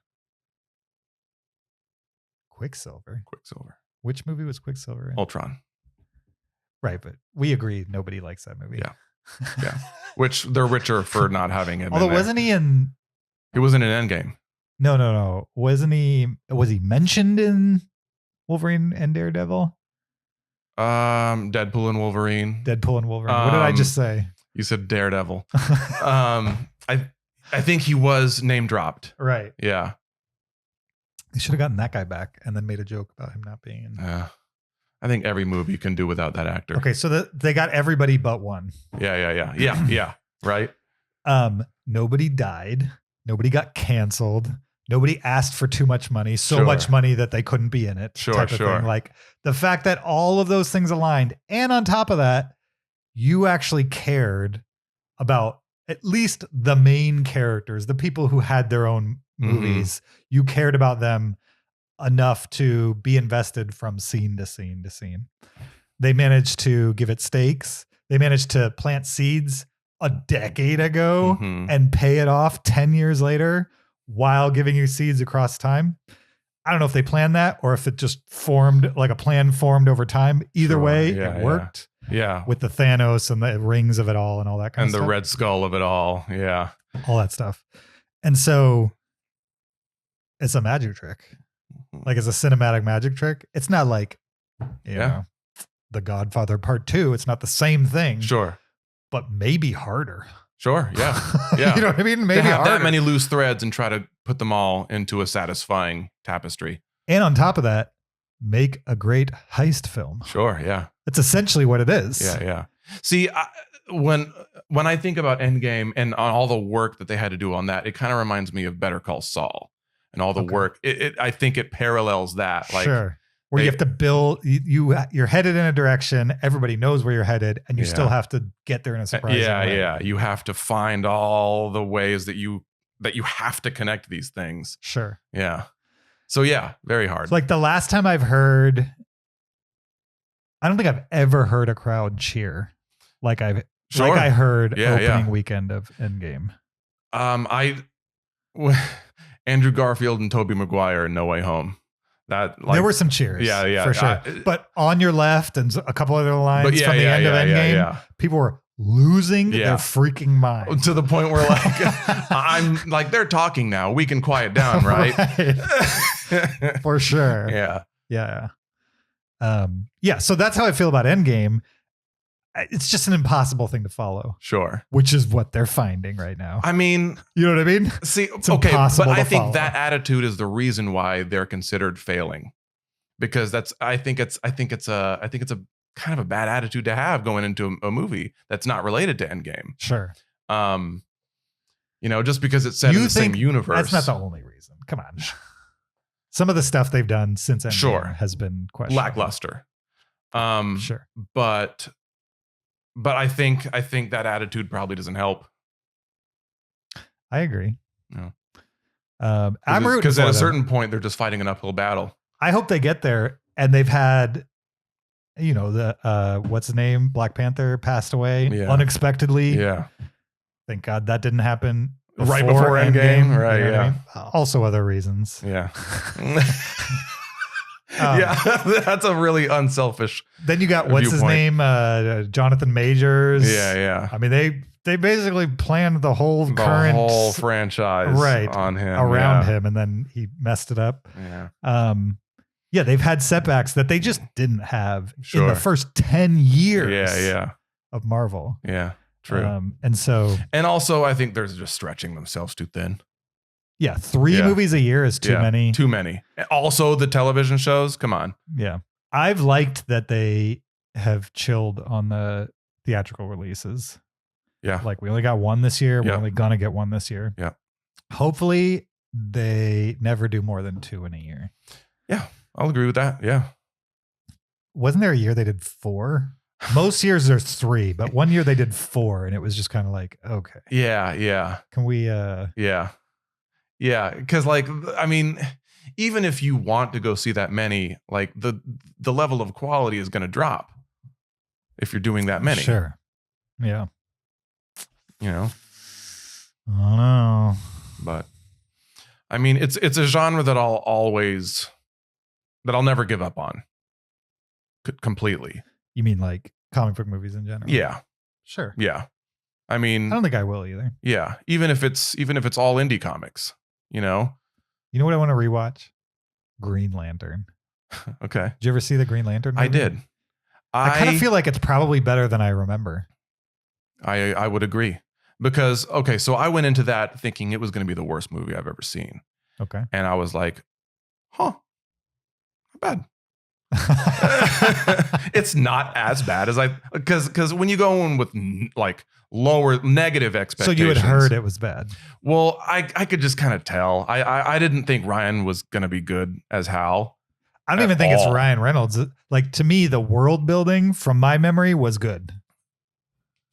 Sure. Yeah. And unique for DC at the time. Yeah. And even Marvel. That was like before Guardians of the Galaxy. Yeah. Marvel had never. And I remember being pleasantly surprised and thinking that was decent. Mm-hmm. Yeah. But it's easier to make fun of it than it is to, be in the middle. It's kind of crazy that Ryan Reynolds has been in 4 different comic book franchises. What, Green Lantern? Right. So Deadpool, Blade. Yeah, what else? Oh, I guess Deadpool counts the same. Sure, because he was for some reason I was thinking Wolverine. Sure. Deadpool, I mean, yeah, those are very different takes on the same character, but yeah. Still technically X-Men. I wonder if there's another one that I'm forgetting. Yeah, maybe. I was counting Wolverine as 4. Yeah, sure. Compared to Deadpool. Chris Evans, he's done a bunch. He's only done 2. Human Torch, Fantastic Four, Captain America. Was Push a based on comics? Yes. Okay. Um, Not superheroes. Though. what's it? Yeah, not superheroes. He did a train one. Why can't I think of it? Bullet Train? No, What train one? in the snow, Snowpiercer. That's a comic book. Graphic novel. To the unpretentious. He did The Losers. Sure. He did Scott Yeah. Pilgrim. Mm-hmm. Okay. Sure. If you leave the realm of superheroes, he's got a bunch of them. Yeah. But if you're talking superheroes, he's got 2. Yeah. But I don't know. Comic books are a lot more than just superheroes. I agree. But Yeah. Ryan Reynolds has been in 3 Yeah. superhero 3 superhero movies. Yeah. Yeah. And 2 of them, he's the lead. Yeah. That's pretty weird. Anything else we need to say about Deadpool and Wolverine, which I don't feel like we've talked about a lot. Yeah. We went so off topic for so much of this. I mean, yeah, it felt like a really during the end credits when they had the little I love that. yeah, that made me like Did you tear up? No. Because Come I on. hate most of those movies. Hate Most of those movies. Why? I like You don't even have nostalgia for them? maybe a little bit, Okay. but like of the 13 Fox Marvel movies that they made, I like 3 of them. Which ones? Deadpool 1 and 2, X-Men 2. That's it? Yes. You didn't like Days of Future Past? No. It was so good. No, it wasn't. Yes, it was. It was bad. It was so good. It was very bad. Commonly referred to as the best X-Men movie. Okay. It was so good. This is the best version of that story anybody could ever tell. I bet. I hope could- I'm wrong no. about that, but I can do better. I'm going to make one Sure. tomorrow. I'm going to show it to you. make a Luke It's versus gonna make you Luke cry. version of it where you play all the characters. Well, I'm going to have to because I have to do it tomorrow. But yeah, I don't like most of those movies. I Okay. strongly dislike them. And then even me watching that little montage, I was like, man, that's cool. look at all the work that they did. Look how far they've come. Look at this love letter to Sure. just having fun. Yeah, I mean, beyond that, what I really liked about that, on top of them like inviting all these older actors and actresses back Mhm. to play their characters, was that clearly this was a moment for them to just be like, it's a new world for these characters because they're in the MCU now, and like we'll see what happens in the next decade with them. But also like we appreciate the people that like laid the tracks for this to happen. Yeah. Type of thing. Like we respect that like other people liked these characters Yeah. and wanted there to be more movies in these different places, or even like just remember these things fondly. We're not going to pretend like that never happened. Yeah. And just like blow your childhood away. And it did make me want to like revisit a lot of those movies and see Absolutely. if I can. The chances of me rewatching both Fantastic Four movies today after watching Deadpool last night, Yeah. 0. If Yeah. it wasn't for watching Deadpool. Sure. last night. Yeah. And probably them having that montage. Yeah. If it wasn't for that montage, I wouldn't have watched That this. montage, I was like, man, that's really cool. Melted my black heart. It wasn't until I got home that I realized Ghost Rider wasn't a 20th Century Yeah, Fox. no. I forget Or what that Punisher. was. Yeah, no, he was New Line. New Line. Punisher wasn't New Line. I don't know about Punisher, but Blade is. Yeah, New Blade Line. was New Line. He was Lionsgate. Yeah. Punisher. But Man, they really like like got around with their characters back then. yeah. They needed money bad. They did not care about crossing these. Well, things yeah, over. they were desperate. But I saw someone compare the, these big budget superhero movies, just compare them to like playing with action figures Mhm. and saying, but at the same time, like action figures matter. Like Toy Story will tell you the toys that you had growing up, they matter to you. Sure. And so it was really cool to see them just have fun, as much fun as they could, and have also respect for them. Sure. at the same time while saying goodbye to them.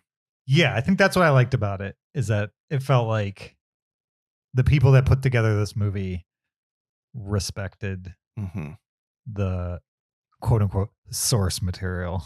Sure. I You know what gotcha. I mean? Yeah. The source material being Fox movies. Other movies. Yeah, and just saying like, yeah, this is what it is, a generation ago, basically.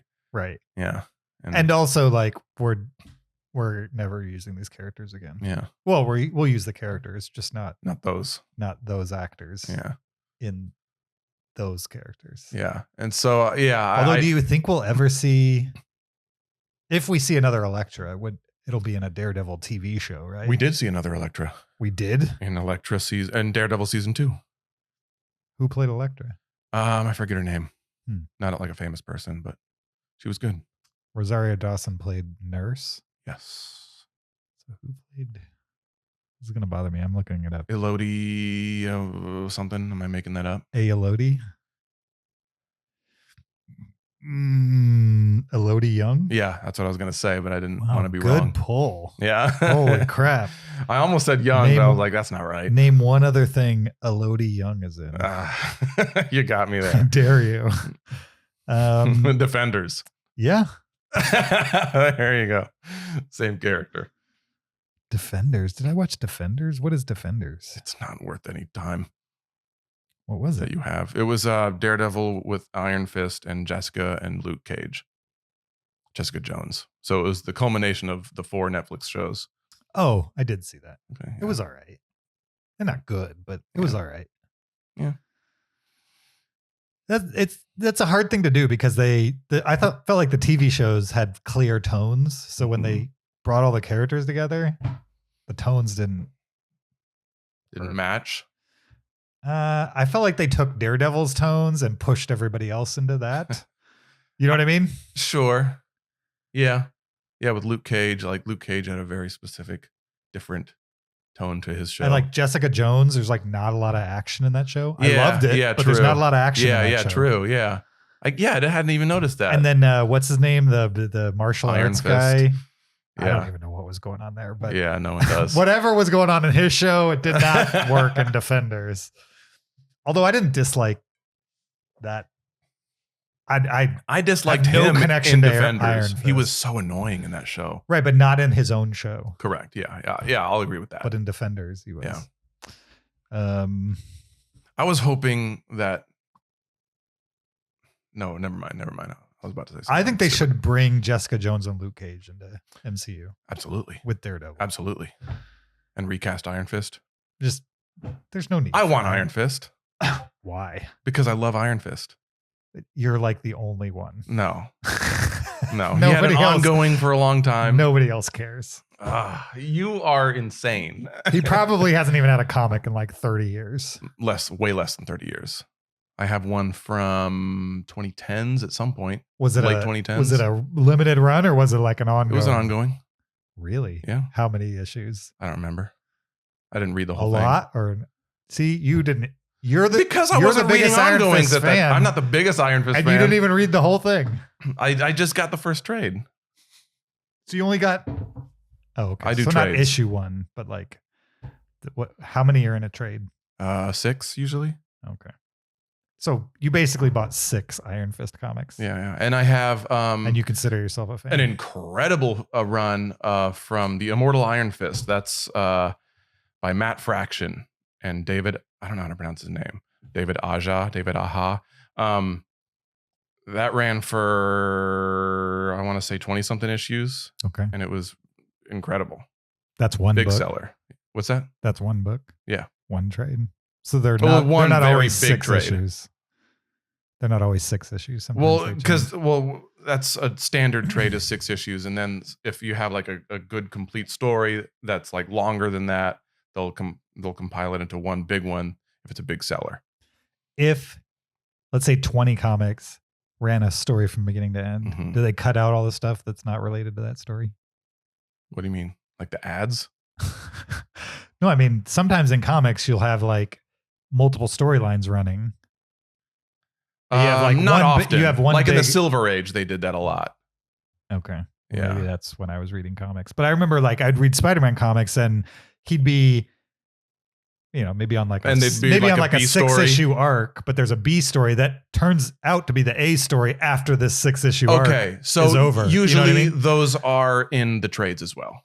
Gotcha. They'll pull the pages from the B story of the earlier issues just to set up the. I guess I don't know what you're asking. Okay, so if you're reading Amazing Spider-Man 300 to 306, Okay. which I know was not a story arc, but Sure. let's say it was. Sure. And there's a B story running through that Mhm. about Venom. In each And issue. then as of 307, Venom becomes a thing. But whatever story was being told in 300 and 306, in the trade, did they take the B story elements from 300 to 306? No, they would and keep put those it- in. Right, but would they put it in the trade that told the Venom story? They would put it in both. Okay. Yeah. Interesting. Yeah. So they actually pull it out of the 300 to 3. Yeah. Often like, so I'll get a trade. I've been getting trades a lot lately. And like, it'll say containing Deadpool, 24 through 48 and material from whatever else he was in, like, So it's not an exact copy of the comics as they were originally presented. It's mostly. It depends. Gotcha. Yeah. Right, because you can buy volumes of like every Spider-Man comic ever made at this point, right? Almost. At least Amazing. Almost. Anyway. Yeah. Interesting. We're getting there. How much is that? Expensive, right? Yeah. Well, yeah, because so what they're printing out now is what's called epic collections, and that's what they don't print them out in order, but they have the order. Like they know exactly how many volumes it's going to take to get from the 60s to here, and so they'll print out like volume 19 because that was Craven's Last Hunt, and they'll print out 20 because that was the Venom storyline, and then they'll print they out still haven't done 16? 1 and 2 because that's the classic, and then they'll print out, so they're slowly printing every single one. That sucks though. No, it's cool. They should do it in order. Well, as a fan, I'd be worried they're going to stop doing this and I'll end up with like volume 1, 2, 14, and 18. Ordinary, but they don't have the numbers on the spines, so it stays pretty on the shelf. It's on the back of the cover. It should be on the spine. What's the point of having a collection if you can't see the number on the spine? Because they don't print them out in all at once. Or maybe you don't want all of them. Maybe you just want the really good stories. Maybe you don't care about the... But from a marketing perspective, you want the number on the spine. That way the completionists feel compelled to buy all of them. They're going to feel compelled. Even if they don't want all without of the them. numbers on the spine. I'm just saying the numbers on the spine work really well. Those criterions over there, pretty much the only reason I want all of them on Blu-ray is because they have the numbers on the spines. That's psychotic. I'm so glad the numbers aren't on the spines because I want Deadpool volume 2, 3, 4, and maybe up. I don't want volume 1, and I don't want to look at my shelf and see volume 2. That's why they're doing it wrong. No, they need to put the numbers on the spines. They're doing it for me. No, I mean, I agree. It's good for you, but yeah. It's good for it's most not good for readers. business. I think it is. It's doing fine. They're printing a ton of those things. Do you think? And they're $50 each. $50? Because they're big. They're thick. Once you add all the comics that are in it, I bet it's how much per comic do you think? Yeah. How many per volume? So, it depends. Depends on the era, right? Yeah. Depends on the character but usually let's say 20 or an average of 20 issues. Okay. 50 so divided by 20. $2.50 maybe ish. $2.50. Okay. That's more than they were when they originally came out. Well, yeah, they were 15 cents. Oh, sure. For like amazing fantasy. Yeah. But like for stuff that came out in the 90s, they were like $1.25. Okay. Yeah. Inflation. Now comic books, a single issue comic book, that's like on the cheap side is $4. Wow. How do people even afford it anymore? They kind of can't. Interesting. Yeah. So you just buy way less. Yeah. Well, why do they do that? They should make them cheap. Well, it's Barrier to hard to entry. make things cheap and good. Yeah, I guess. Yeah. But when they sold the most was when they were relatively cheap. Probably. I mean, sales have been going down for 30 years now. Yeah. And yet they're turning up the price. Well, everything goes up. The price of everything goes up. I mean, you don't have to tell me. If buddy. it was just easy, if it was as easy to say like just charge less for everything, then the world would be so easy. It's so easy. Just charge less. I mean, yeah, that is the answer for most things. But yeah, I mean, if things were $4, right? Mhm. If comic books were $4, we might not be sitting here. Yeah.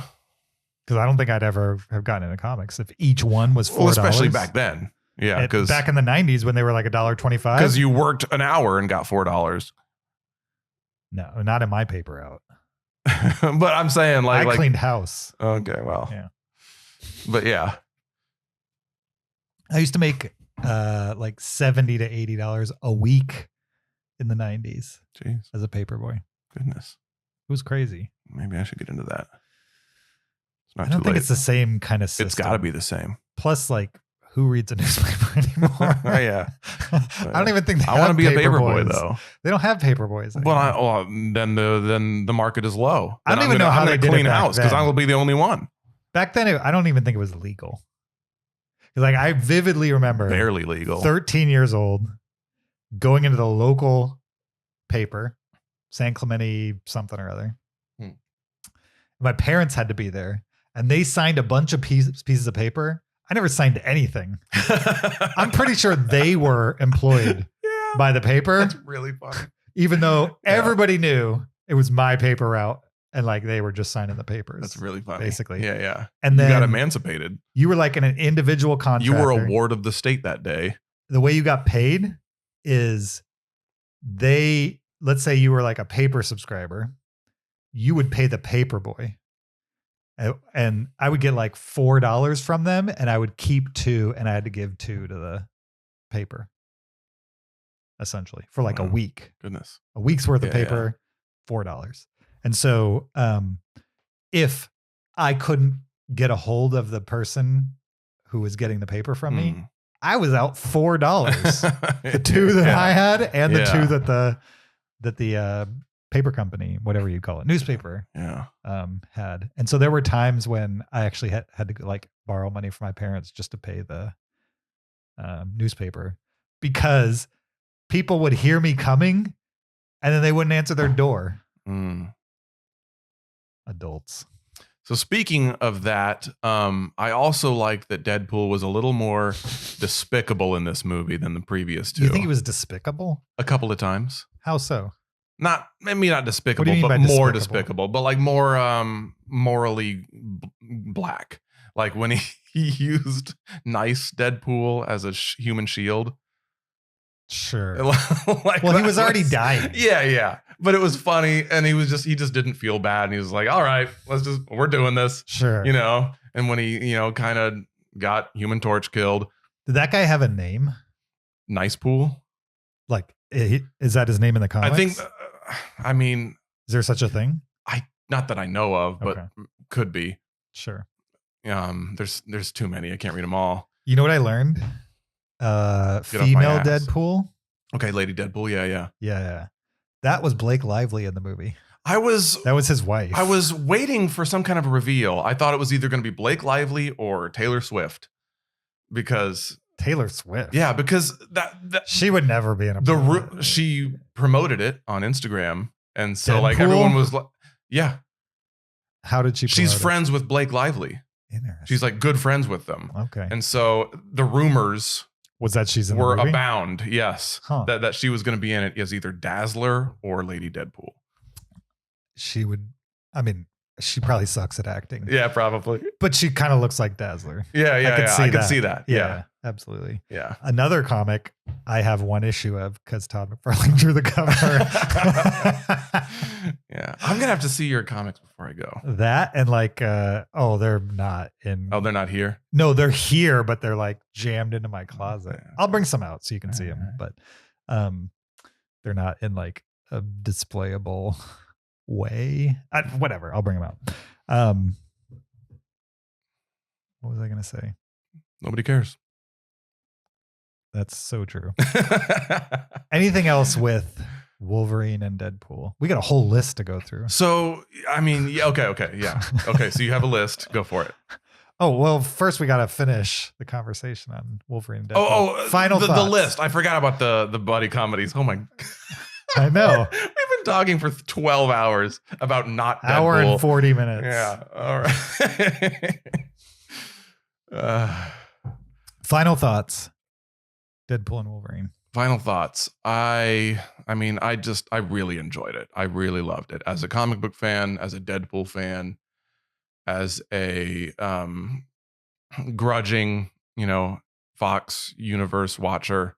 Sure. I loved it. I thought they did great. I thought it made me laugh very hard and very often.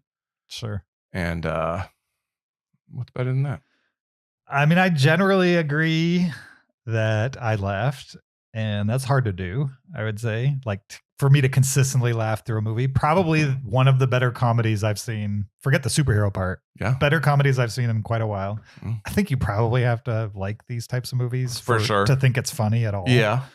So I don't think if your favorite movie is Step Brothers and you have never seen a comic book movie, I don't think this is the one to see because you like comedies. You know what I mean? If your favorite movie is Step Brothers, then you probably have a learning disability. And you don't like Step Brothers? Come on. How dare you? Spoiler alert. It's on my list.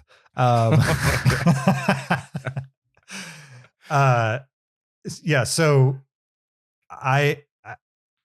one of the better comedies I've seen in quite a while. Okay enough superhero movie. I liked the nostalgia-ness of it and the respect to what came before, and would generally recommend it for people who already like these kinds of things anyway. Yeah. Before we move on, predictions. This the end for Deadpool? I mean, I think it's going to make a ridiculous amount of money. Yeah. So I'd be shocked if we never see Deadpool in another movie. Yeah, I'd be very surprised. But is this the end of Deadpool as its own series for now? I don't know. I mean, I have a feeling he'll show up in Secret Wars, Avengers Secret Wars. I would love to see a Deadpool and Spider-Man movie. I would love to see that team up trend continue, and that feels very unlikely in the current climate. What do you mean? I mean, that means Sony would have to approve. Well, sure. Of a rated R Spider-Man. Yeah. Or a PG-13 Deadpool. That could be. Yeah. Yeah. I don't know. I could see him showing up in a Spider-Man movie, but not like what they just did with Wolverine, where they share the title. I could see it happening. You think? Well, because all the Spider-Man movies are already team-up movies, pretty much. And they also light team-up movies. Are Sony's movies. That's the difference, is like the idea that they're going to share Spider-Man's name on the marquee with another character that's not under the only thing that purview. would be different is the name being shared, because like Iron Man was on the poster, Nick Fury was on the poster, Doctor Strange was on the poster. Right. Because that puts money in their pocket. Yeah. Essentially. Yeah. But I don't think they're not going to say no to money in their pocket. I think they will. When it comes to Deadpool, I mean, who knows if that's even a conversation that would ever happen over there. Plus, like Iron Man and Captain America, wholesome characters. Sure. It's a little risky. They did. Their Venom is their biggest superhero right now. He's not wholesome. He's also not in a movie with Spider-Man. Yeah, that's yeah. But and those are PG-13. Yeah. And they're also not good. Yeah, that's true. First one's kind of fun. The second one was really, really bad. And I love Carnage, so I was like kind of upset. Yeah. Not upset, but just disappointed. Yeah, bummed. Yeah. Anyways, but yeah, Deadpool. I mean, I can't believe they're making a third movie in that series. Yeah, that is crazy. Why? There was a trailer for it. I'm like, come on, what are you doing? Right. Why does he sound like that, first of all? Nobody cares. Yeah. Yeah. Why are we still doing this? Yeah. Why are they still trying to do their Venom or their universe? How much money do you think it would take for Sony to give up Spider-Man to the MCU? Oh, man. Billions, couple billions, right? at least. Like if they offered him like $4 billion. You Maybe. think that would be worth it? Maybe. It might be worth it. Yeah. Yeah. Just get rid of. They pay that much for Get rid of what's his name? then. Marvel and that much for what's his name? Star Wars. Yeah, they paid $4 billion for all of Star Wars. Yeah. All right. That's it for Deadpool and Wolverine. Moving on to Buddy comedies. buddy comedies. Top 10 buddy comedies. Yeah. This was your suggestion. Yeah. Why did you suggest this? I've always liked buddy comedies. Okay. You know, I was a kid of the 90s and they were pretty big back then. Sure. And this I thought was a very good buddy comedy, you know, an unlikely buddy comedy. Right. I mean, I did think Wolverine made a great straight man to Deadpool. Yeah. And I also knew that if we did top 10 Fox superhero movies, it was going to be 7 movies that I didn't like. Because you only have 3. Yeah. Gotcha. Okay. All right. So top 10 buddy comedies. What did you consider when making your list? I considered, so it had to be about 2 friends. There were a couple that I didn't like. I wanted to put Men in Black in there, but it felt like that wasn't really a buddy movie. Mm-hmm. Like, especially because like one of them left at the end of the movie, you know, and they didn't really have like a buddy moment. They had a working relationship, and sure, it didn't really feel like a buddy movie. Okay. And like, this is the end. I kind of wanted to put that in there, but that was like more of an ensemble. It was a group movie. Yeah. So, yeah. Gotcha. The only thing I considered was No Cops. No Cops. Interesting. Okay. Because I kind of feel like buddy cop is like its Sure. own subgenre. Fair. Yeah. So I could have easily filled this list with cop movies. Yeah. If yours has them, no problem. I'm not saying I have one cop movie. Not saying in you here. shouldn't have a cop movie. Yeah. I just knew that in looking at the list, Rush Hour, Lethal Weapon, you know what I mean? Like there's like 5 buddy cop movies that could have easily filled the entire list. So I was Sure. like, I'm just going to ignore those and just do like straight comedies, as straight as I can imagine, type of thing. Less action comedy, more straight comedy. So why don't I start? Okay. My number 10, Jay and Silent Bob Strike Back. Okay. Yeah. 2001. Speaking of comic books, this is a not based on a comic, but certainly a movie that loves comics. Yeah. Very steeped in them. For sure. Yeah. Did I tell you I met Kevin Smith? No. Oh. Since the last time we hung out, I met Kevin Smith. No. Yeah. So I was going to see Inside Out 2 with my son in Claremont. My son, who's now 25 years old. Okay. So it's not like I was taking a little kid to Inside Out 2. I'm taking a man to Inside Out 2. Okay. And I'm walking into the theater, and there's this guy pushing an old lady in a wheelchair that looks exactly like Kevin Smith. Not the person old lady in the wheelchair? No, looks the guy pushing her. Okay. Exactly like Kevin Smith, which is weird because if you look at Kevin Smith today, he doesn't even look like Kevin Smith Sure. anymore. You know what I mean? Yeah, Most people's memory of Kevin Smith is not what he looks like today. Sure. But like I keep up with Kevin Smith for some weird reason. Yeah. And so I knew exactly what he looked like, but he was really short. And I was like, how could this person look exactly like Kevin Smith, but be in Claremont, Florida, pushing somebody in a wheelchair? You know what I mean? Like these things did not compute in my brain. And so we're walking in and I see this guy come out of the theater we're going to go into because it's exiting. Mm-hmm. And then I look at my son and I go, that guy looked exactly like Kevin Smith. And my son, Zach, has no idea. Not no idea, but he doesn't care about Kevin Smith. Sure. So he's like, oh, really? And I was like, yeah, like almost exactly. So we start walking closer to the theater. And I was like, I have to take a second look.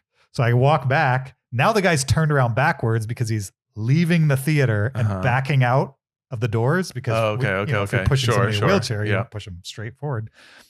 And I see him again and I just do the little like head nod type of thing. I think maybe I put my hand up to wave and he head nods back. And then I look back at my son and I go, it has to be Kevin Smith. There's no way you head nod 50 feet away to somebody who waves at you that you don't know. Yeah, yeah. You know what I mean? So I was like, just wait a second. I go outside, come around the corner. He's nowhere to be seen. Then I look all the way to my right, like direct 90-degree right. And he's sitting there taking a selfie with this woman in front of the Inside Out 2 poster. And that's when I realized that's his mom. Oh. And I know what she looks like too. Yeah, because I'm not a stalker. She was in Clerks. She was in Clerks. And she was in Clerks too. She did when she was younger. She would go to like his stand-up and he would always like make her stand up. That's and fun. People Yeah. give her applause, whatever. So then I felt weird because like he's hanging out with his elderly mom. Yeah, and you're just I'm like interrupting. you're bum this. rushing him. So, but I'm like looking right at him and now he's like a foot away from me. Yeah, yeah. So what are you going to do? I just chased the guy out the door. So you So got then I pepper go- sprayed by Kevin go- Smith himself. Kevin? And he immediately pops up and goes, yeah, how's it going? He shakes my hand and I was like, it's going good. I was like, I just wanted to say hi. It's weird that you're here, but whatever. I just wanted to say hi. And he goes, you want a photo? I was like, absolutely. I want a photo. And so he grabs my phone out of my hands, Wow. pulls up the photo app on his own and holds it out Wow. and takes 3 photos, hands it back to me, shakes my hand, And says never again. turns around and disappears Yeah. like faster than I could even Wow, imagine. yeah. That's when I remembered that I heard on a podcast that that's what he does when fans come up to him and he doesn't want to interact with them. Okay, sure. Yeah. So I don't think to be fair, I don't think it's that he didn't want to interact with me. He was busy. there with his mom. Yeah. He was clearly busy. Right. Also, I remembered hearing that his mom moved to Florida and that he flies in just to hang out with Wow, her, that's fun. which is crazy. Yeah. Anyway, Jay and Silent Strike Back. Yeah. Great buddy comedy. I remember. So I went to see that in the theaters, but I wasn't 18 Mhm. or 17 or whatever, and Sure. we got the nicest guy that let us in to go see it. He was like, "All right, fine, go ahead." And Okay. and I mean, it's not that bad. It's not the worst rated R movie you could sneak it's into. real raunchy. Sure, but it's not Yeah. like nudity. Sure, and yeah. I guess there's no nudity. excessive violence. Yeah, or anything yeah. like that. It's A lot of cursing. Well, a bunch of language. Yeah. That never hurt anybody. Tell the most tell part. that to my parents. But yeah, that was a fun one. Sure. Also, it has like an orangutan in it. I don't remember that. You don't remember? No. Because it's got a little bit of like Smokey and the Bandit Okay. in it, and Will Ferrell's in that movie, and he like pals around with an orangutan. Okay. See, I am really good at doing that thing that altar boys do, and I just block Will Ferrell out of my memory. Sure. Makes sense. Yeah. What's your number 10? Shanghai Noon. Oh, I didn't even think about these movies. But Yeah. they're totally buddy comedies. Yeah. Jackie Chan and Owen Wilson in a Western. Sure. I remember thinking, like, when it came out, thinking that it looked just like a cash grab on the whole buddy cop craze that was kind of going on at that time, Sure. and like not really being interested, but then seeing it at a friend's house and being kind of blown away by the action and how funny it was. And like, just like, oh, they do have some chemistry, those two. It felt kind of like a ripoff of Rush Hour Yes. before I saw the first one. Yes. And when Yeah. I saw the first one, I was like, this is different. Yeah. And and so just it's worth a watch just for the scene where he beats up like a whole gang with a horseshoe alone. Mhm. Like that impressed me Absolutely. enough to put it on a list. Did you ever see like any of his other movies? Who's that? Jackie Chan? Oh yeah, I've seen a Okay. lot. Yeah. Love Jackie Chan. Rumble in the Bronx. Yeah. It's a good one. My Lucky Stars. Not sure I've seen that one. It's a good one. That was released in the US. Wheels or on no? Meals. These Wheels are on Meals. Wheels on Meals. Titled that because apparently the film companies are a little superstitious over in China, and they Mhm. already had a couple of failures of movies that started with the letter M. And so they switched it to Wheels on Meals. Doesn't make any sense. I know. whatsoever. Yeah, I've seen all the Super Cops. I've seen he had another one where he's like an explorer. Project A. Yeah. There were like 2 or 3 in that series. yeah. I saw those. I know he did like some like drunken whatever. Drunken Master. Yeah. But I think I only saw the first one of those. Yeah. I wasn't too into it. Yeah. Same for that one. But yeah, Jackie Chan's First Strike Yeah. was like the first one I saw, and I was just a fan, like a diehard fan ever since. The first one I saw was Rumble in the Bronx in movie theaters. Nice. That was my first Jackie Chan anything. Yeah. It was good. And like you can't watch another fight scene after seeing one of his. Like every other fight scene is just like, yeah, it's fine. Sure. Yeah. Yeah. You know? Then at a convention, I bought a bootleg tape of Jackie Chan fight scenes set to techno music. This was the 90s. And they had all these really cheesy VHS transition effects and stuff like that. Like psychedelic transition effects. Star wipes and right. Yeah. And I used to watch that VHS over and over. So I've probably seen all the fight scenes. Wow, yeah. From the movies I haven't seen. Yeah. But that's cool. Yeah. Anyway. My number 9, 2016, The Nice Guys. The Nice Guys, very good You one. like that one? Yes. Shane Black movie with Ryan Gosling. Yeah, a great kind of spiritual successor to Kiss Kiss Bang Bang. Sure. Yeah. Yeah. Nice prequel to La La Land. Okay. Sure. Both set in LA, both star Ryan Gosling. Okay, yeah. That's all you need. Exactly. Yeah. Yeah, it's a good one. That's on my list. I need to rewatch.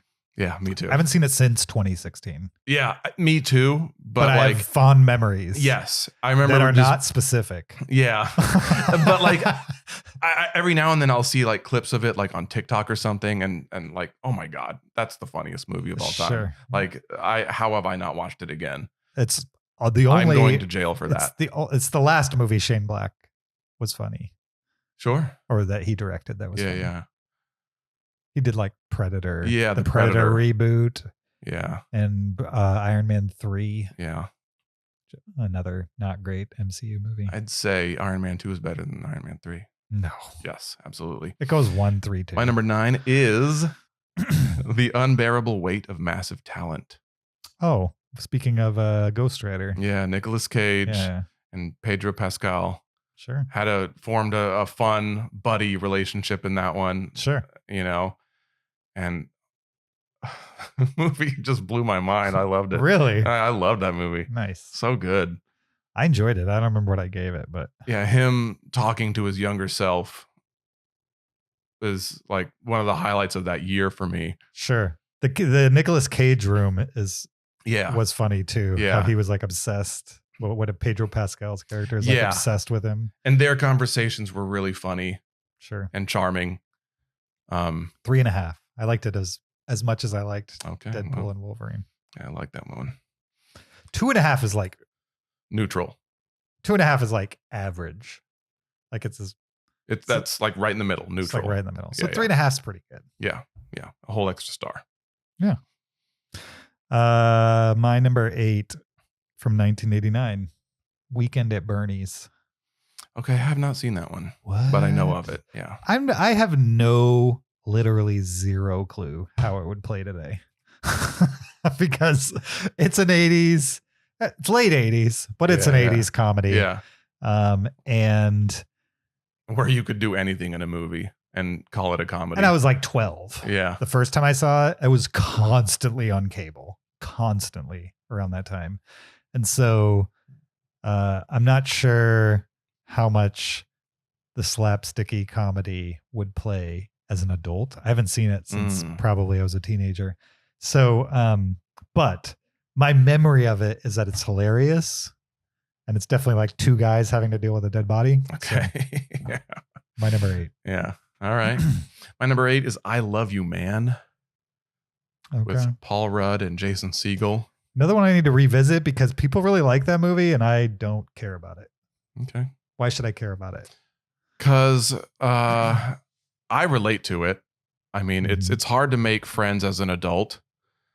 And it's about Is that what it's about? yeah, it's about like an adult that just kind of just doesn't really have any friends. Sure. and he needs to get some friends. So he tells everybody he loves them. Well, no. It's Paul Rudd. He's getting married, and his wife has a whole bridal party. Okay. And he's got nothing.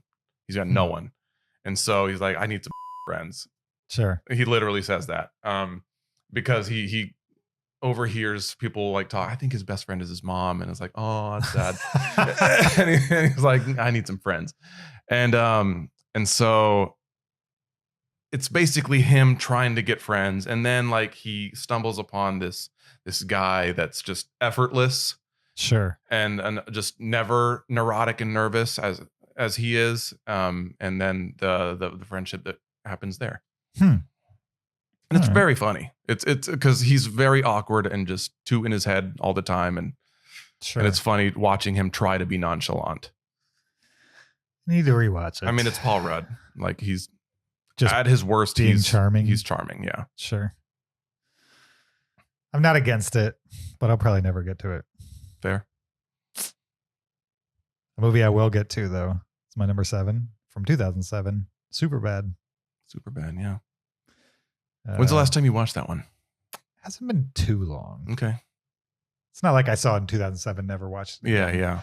But probably mid-aughts was the last time I rewatched it. Yeah. I bet I've seen it 3 times. Yeah. So I used to love that movie. Mm-hmm.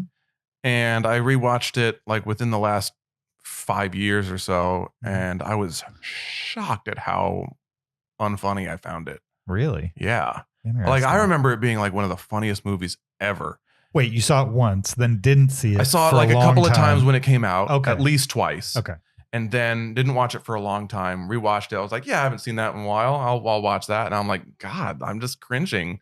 Like he's trying so hard to say funny things. Who, Michael Cera or the usually other guy? Jonah Hill? Jonah Hill, and then a little bit of Michael. Like it's just this isn't funny at all. But I loved McLovin. I thought he was like the saving grace of that movie. Sure. I don't know what to tell you. Yeah, I don't know. It's probably been 6 or 7 years since I've seen it too, but I think it'll play fine. But yeah, it's certainly funny, and it's a good buddy movie. So yeah, my number 7 is Kingpin from I don't know what year. Wait, who are the buddies in Kingpin? The Amish guy. I don't remember his name. Okay. It's right on the tip of my brain. And Woody Harrelson's character. It's a great buddy movie. What are you talking about? I don't consider that a buddy movie. Well, I disagree. Fine. Because they had like a falling out moment, and then they had a moment where like, I'm sorry, I did that to you. Now I'm making good on it. Sure. Yeah. I read a definition of buddy movie. Mm-hmm. I don't know if you read the same definition, but it was basically like a movie where two characters, where the relationship between two characters, non-romantic relationship between two characters, are more important than the plot of the film. Yeah. Yeah. So that's, I would say this still falls under that category because he learns that lesson. Sure. He learns that it's better to not betray the people that are good to you in pursuit of money. Sure. And he feels bad about it. And yeah. Makes sense. And he learns a lesson and he becomes his friend. Number 6, another movie where the plot doesn't really matter. From 1992, Wayne's World. Wayne's World. I haven't seen either of those movies. What? Yeah. What is wrong with you? Well, I haven't seen them. I didn't say I didn't like them. Well, which I probably you can't wouldn't say you didn't like them. You've never seen them. Well, I can say I don't like them because it's the absence of liking. And how can I like it if I've never seen it? But you can't say that you dislike something. I can't. Never I can't say I dislike it. I didn't say I disliked it. I said I've never seen it. You didn't like it. Yeah, I said it. No, I said I've never seen it. You said you don't like it. I said I've never seen that. I've never seen either of those. Rewind the tape. And then you said, "What is wrong with you?" And I said, "I didn't say I didn't like it. I just said I'd never seen them." All right. Fair. I mean, what can you say about Wayne's World? Everybody but you has seen it. Yeah. Well, so it was a little before my time. I was too young to Wayne's watch World's it. a classic. I was too young to watch it, and I wasn't allowed to watch anything back when I was a kid, anyways. And so by the time I was allowed to watch it, So now you need to watch it. okay. I'm so sorry. I'm so sorry. Put I it never on your saw watch it. list at the top, at the very top. I will say, Dana. I don't want to hear about you watching any other movie until you've seen the Oh my original God, Wayne's it's not World. that good. I It's guarantee it. amazing. All right. And I like I'm not Mike overhyping Myers, it, just a little, but I've never really cared for Dana Carvey. well, you've never seen Wayne's World. All right, fair. Clearly, you haven't seen his best work. Okay, yeah, that's fair. I mean, what else would you Yeah, have what seen else? of him? Yeah. The But- Master of Disguise. Right. Yeah. Yeah, I hate his acting too. If I've only seen Master of I didn't say I Disguise. hated, but yeah, it's just one of those movies that it just goes right by you, like a passing ship in the night. Wayne's World or Master in No, Disguise? Wayne's World. It's like that for me. I've just never even had the opportunity. I don't know. It's like your what was it? Eating strawberries? You've never had a strawberry? I've had a strawberry. Is that true? I've had a strawberry. What was it that you've never eaten? A cherry. A cherry. That's what it is. But you've eaten a cherry now. You saw me eat Didn't a we cherry. force you to eat a cherry? Yes, you did. Yeah. Why was that? Why did we force you to eat a cherry? Because he had Did you lose a bet?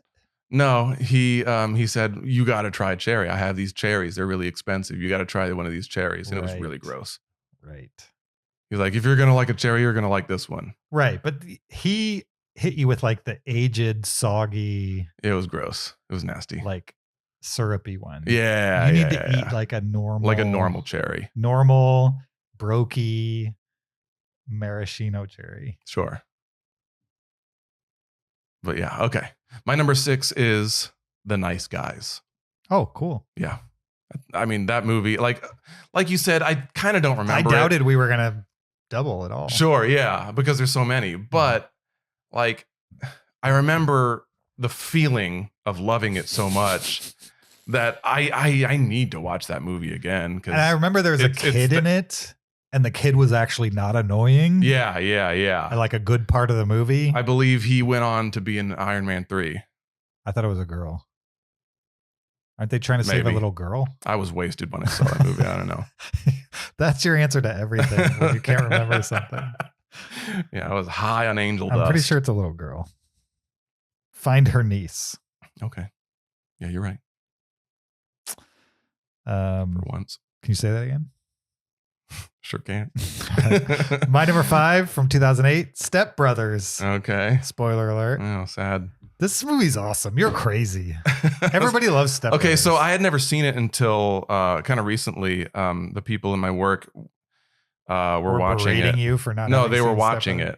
it, Okay. and it was like I think I would have a hard time faking laughter during that movie.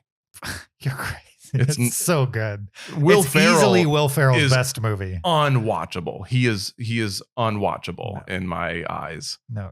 Yeah. You know what? I'm not going need to Whatever you say I need to, I'm not going to see do it it. again. I'm not going to. I won't. It was a month ago. You need to watch Wayne's World and then Step Brothers. Well, now I don't want to watch Wayne's World because I don't They're trust two very you. different movies. For sure. My number 5, it stretches the definition of buddy comedy, Okay. but it kind of is. Beavis and Butthead Do America. I don't think that stretches it. Because like I mean, it's an animated movie. yeah, but- but like also, are they friends or are they just What do you mean? Are they friends? They're friends. like all they do is fight and insult each other? Right, but They're not they capable hang- of liking each other. They're friends though. They like sure, each other. Sure. I don't think they do. I don't think Butthead is capable of liking or caring about anybody. No. Have you only seen the movie? No, I've seen a lot of the show. He is a sociopath. He likes Beavis though. I think He he's likes hanging out with entertained Beavis. by him sometimes, but He likes Beavis. there They're are buddies. episodes where he thinks Beavis is dead and he doesn't care. Actually, Sure. no. There's one episode where he thinks Beavis actually did die, and it does mess him up. Right. Because he cares. Yeah. Yeah, And I'm like, it's that his was buddy. the first time I was like, maybe there's some hope for him after all. But like in this movie, they don't have like any buddy moments, and so that's why I was saying it kind of stretches it. when they're like tripping out and stuff like that. But I mean, they yeah. have Beavis and Butthead version of buddy moments. Yeah.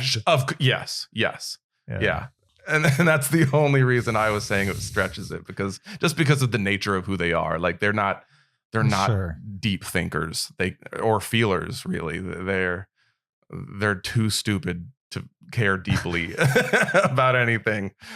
But yeah, Fair I mean, enough. that movie, like there were like some great like road trip buddy movies in the 90s, and that was, I think, one of them. Sure. I could see that. Yeah. Cheech and Chong's Up in Smoke, Never seen it. 1978. I'm not sure how well this would play nowadays, but stoner comedy, road trip movie where these two guys who live together but aren't really friends become friends, bond over getting high, basically, and then go on a trip. Yeah. Okay. And it's a good one. Okay. It's a classic. Yeah. I remember when I was in high school, I bought it on VHS and paid in loose change for like a $10 VHS. Wow. And then wore that tape out. Wow. Yeah. My dad, I think, was a fan of Cheech and Chong. Yeah.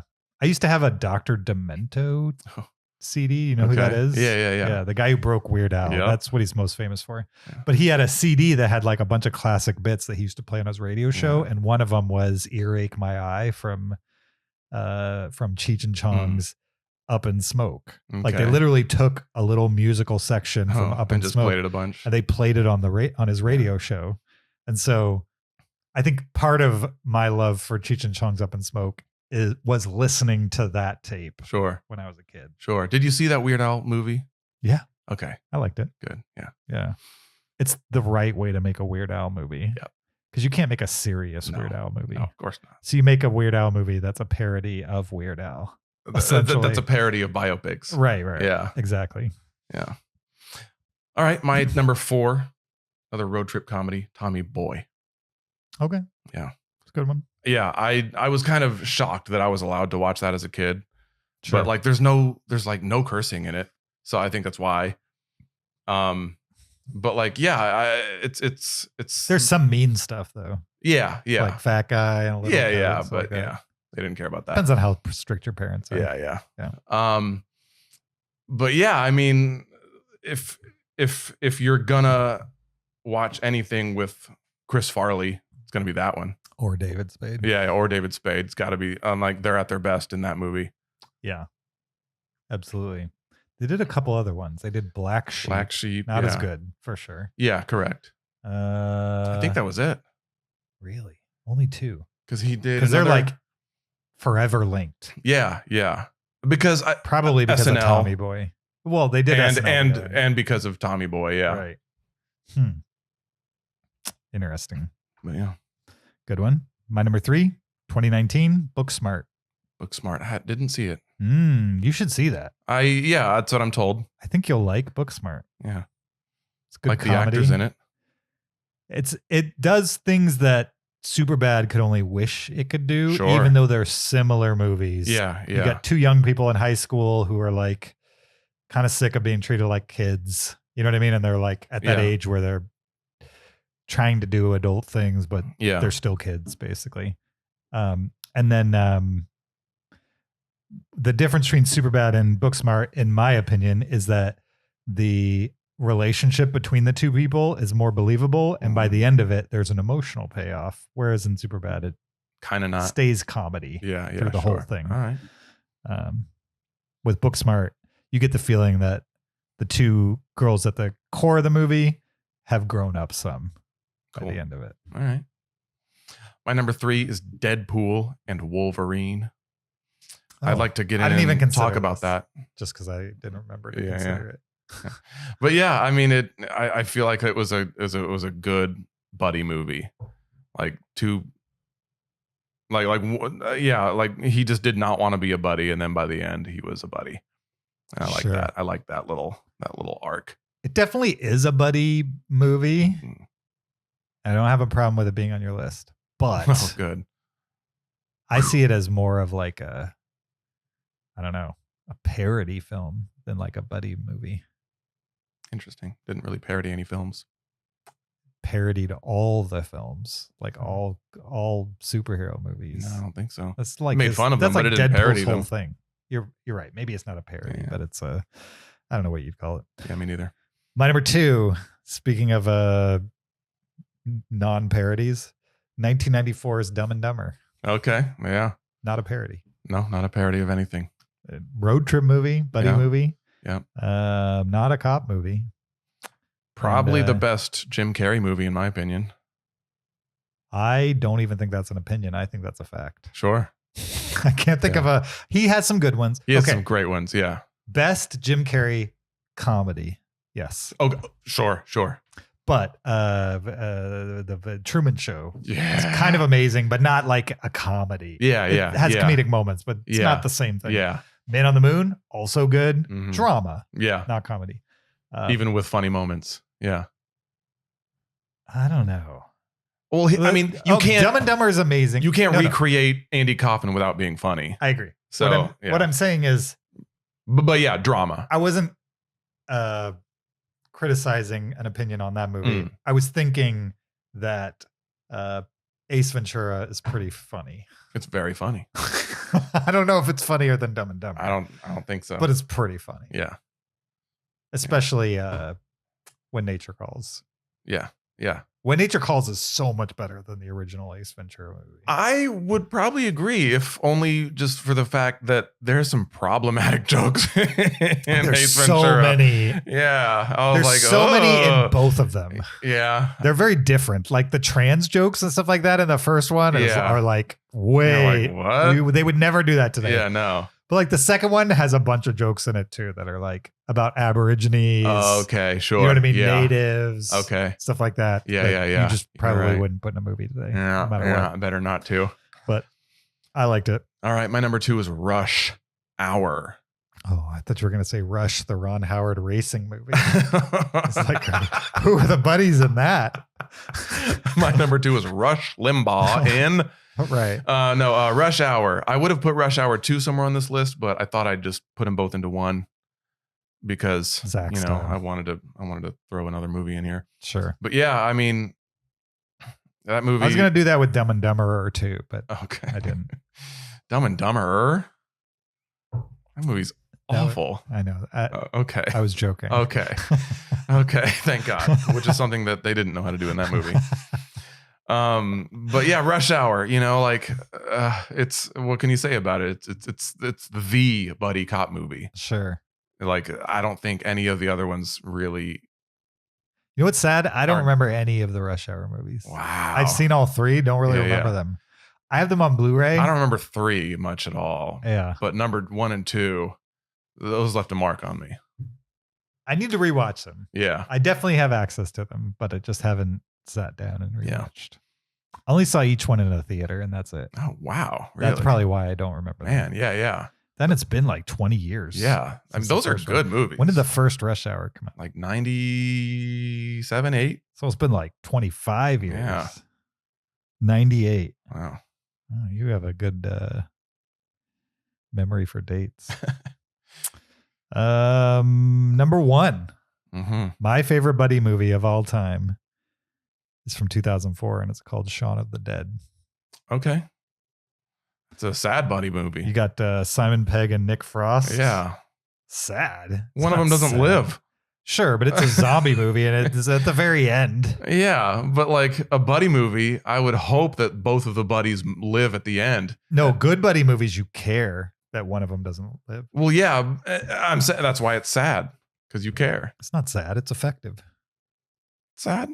Effectively sad. Yes. why are you arguing with me I and don't know. agreeing with me at the same It's time? also a good zombie movie Sure. and also a comedy. Yeah. It does all those things really well.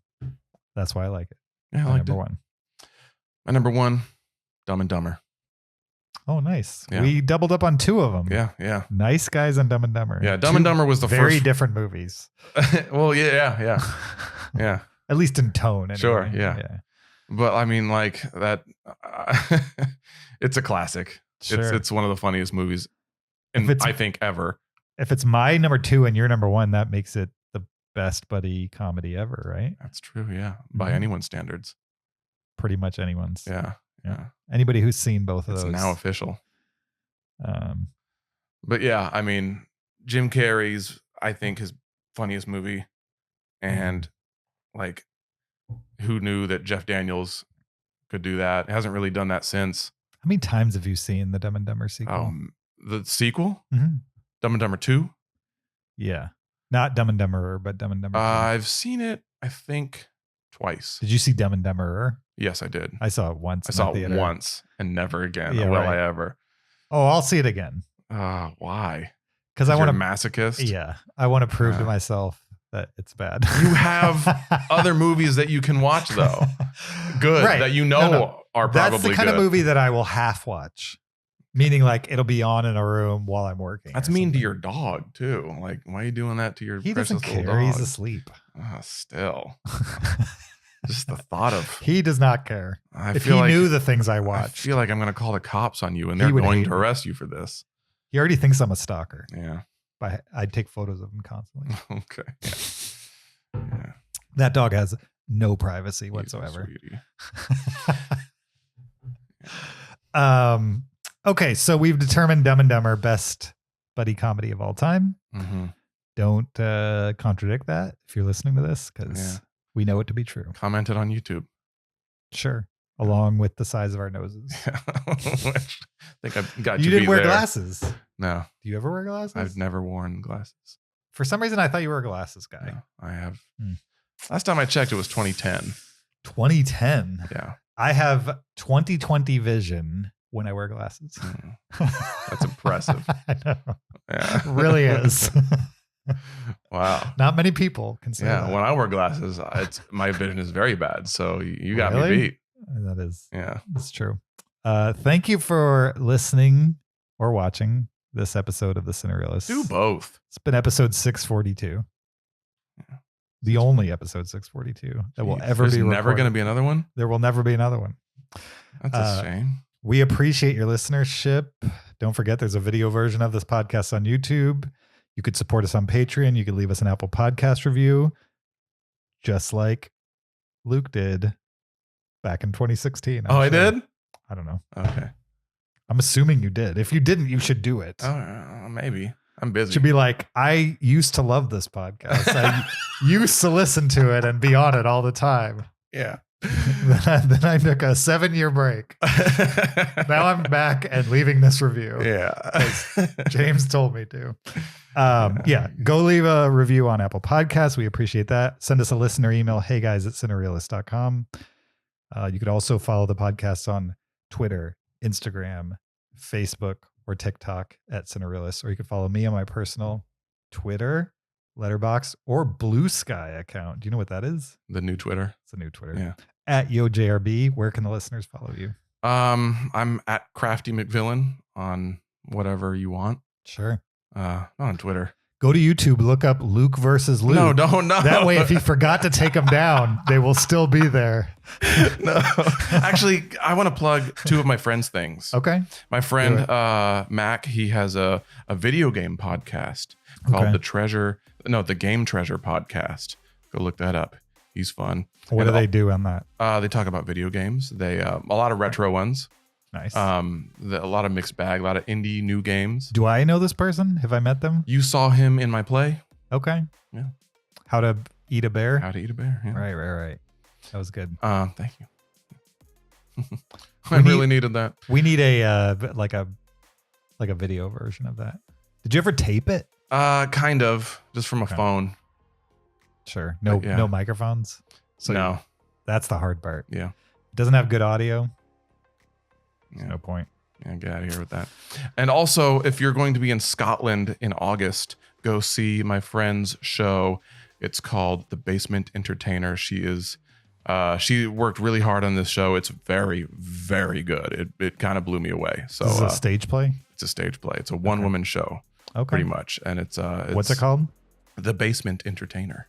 And it's like currently running, or It's going to be in the Scotland Edinburgh Fringe Festival. So Oh, okay. yeah, Where? in Scotland. No, where? Also Didn't your play there? Oh yeah, last year, yeah. But Right. yeah. So you go there last year and see our play and see Right. my play. Yeah, And then go there this year yeah, and see the Basement Entertainer. the Basement Entertainer. All right, cool. Are there links for those things? I don't know. Okay. Well, if there are, they'll be in the description. And if there aren't, Who cares? then just Google Too much it. work. Google it. Yeah, And then use their AI feature yeah. to figure out where to get tickets. There. Next week, I will not be on the podcast. But Kyle and Zach will be. And I don't think they'll be seeing Trap by M. Night Shyamalan, Oh, interesting. but they might. It might. So if you need something to pre-watch, that would probably be it. The chances are good, though. They're just going to do something Unrelated. else. Something else. Yeah, Yeah. I imagine. So don't miss that. Until then, keep it Cinereal.